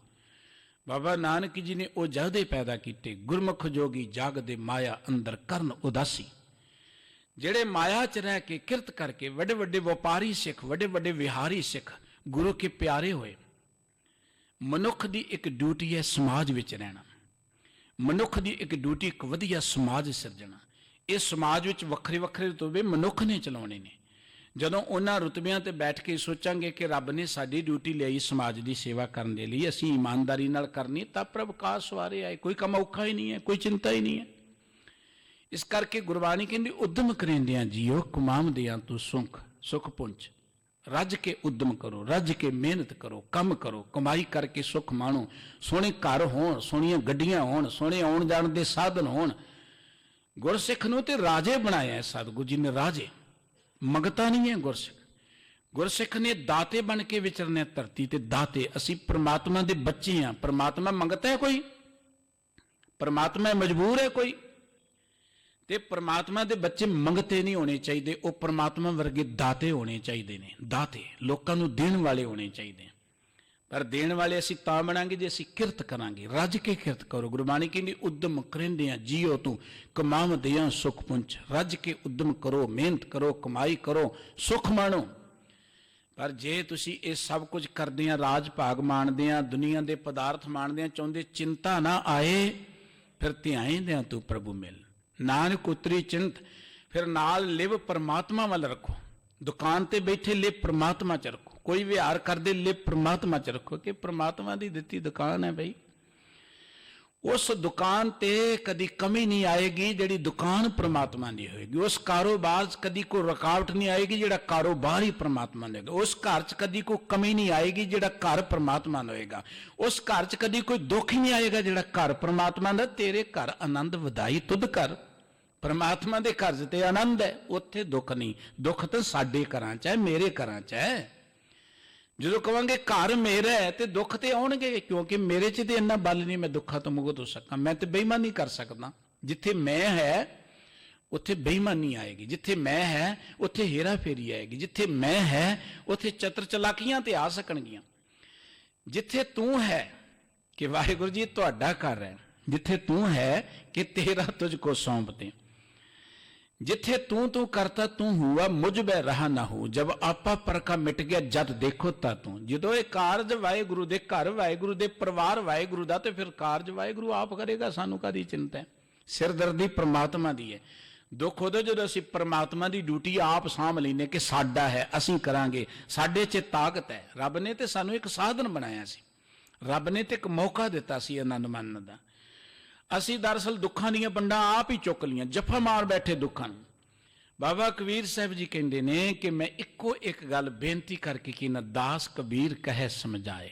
ਤੁਹਾਡਾ ਦਾਸ ਕਬੀਰ ਤੁਹਾਨੂੰ ਸਮਝਾ ਰਿਹਾ ਹੈ ਕਿ ਕੇਵਲ ਰਾਮ ਰਹੋ ਲਿਵ ਲਾਏ। ਜਿੱਥੇ ਵੀ ਰਹੋ ਪ੍ਰਮਾਤਮਾ ਦਾ ਧਿਆਨ ਰੱਖੋ, ਪ੍ਰਮਾਤਮਾ ਦੇ ਪਿਆਰ ਜੋੜੀ ਰਹੋ। ਹਾਥ ਪਾਉ ਕਰ ਕਾਮ ਸਭ ਚਿਤ ਨਿਰੰਜਨ ਨਾਲ। ਸਤਿਗੁਰੂ ਜੀ ਮਿਹਰ ਕਰਨ, ਭਗਤ ਜੀ ਦੇ ਇਹ ਪਵਿੱਤਰ ਬਚਨ, ਗਿਆਨ ਭਰਪੂਰ ਬਚਨ ਸਾਡੇ ਹਿਰਦੇ 'ਚ ਵਸਣ ਕਿ ਐਸਾ ਗਿਆਨ ਵਿਚਾਰ ਮਨਾ ਹਰ ਕੀ ਨਾ ਸਿਮਰੋ ਦੁੱਖ ਭੰਜਨਾ। ਉਹ ਜ਼ਿੰਦਗੀ ਵਿੱਚ ਇਹੋ ਜਿਹਾ ਗਿਆਨ ਵੀ ਬੰਦਿਆ ਪ੍ਰਾਪਤ ਕਰ ਲੈ ਕਿ ਤੂੰ ਉਹ ਦੁੱਖਾਂ ਨੂੰ ਦੂਰ ਕਰਨ ਵਾਲੇ ਪ੍ਰਮਾਤਮਾ ਦੇ ਪਿਆਰ ਵਿੱਚ ਜੁੜ ਸਕੇ।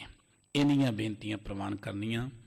ਭੁੱਲ ਚੁੱਕ ਦੀ ਖਿਮਾ ਜੀ। ਸਤਿਗੁਰ ਜੀ ਸਾਰਿਆਂ ਨੂੰ ਆਪਣੀ ਦਰੋਂ ਕਰੋ ਨਾਮ ਬਾਣੀ ਦਾ ਪਿਆਰ ਬਖਸ਼ਿਸ਼ ਕਰਨ। ਘਰਾਂ 'ਚ ਸੁੱਖ ਸ਼ਾਂਤੀ ਤੇ ਚੜ੍ਹਦੀ ਕਲਾ ਦੀਆਂ ਦਾਤਾਂ ਬਖਸ਼ਣ ਜੀਓ। ਪਿਆਰ ਅਦਬ ਸਹਿਤ ਸਾਰੇ ਹੀ ਪ੍ਰਵਾਨ ਕਰੋ। ਵਾਹਿਗੁਰੂ ਜੀ ਕਾ ਖਾਲਸਾ, ਵਾਹਿਗੁਰੂ ਜੀ ਕੀ ਫਤਿਹ।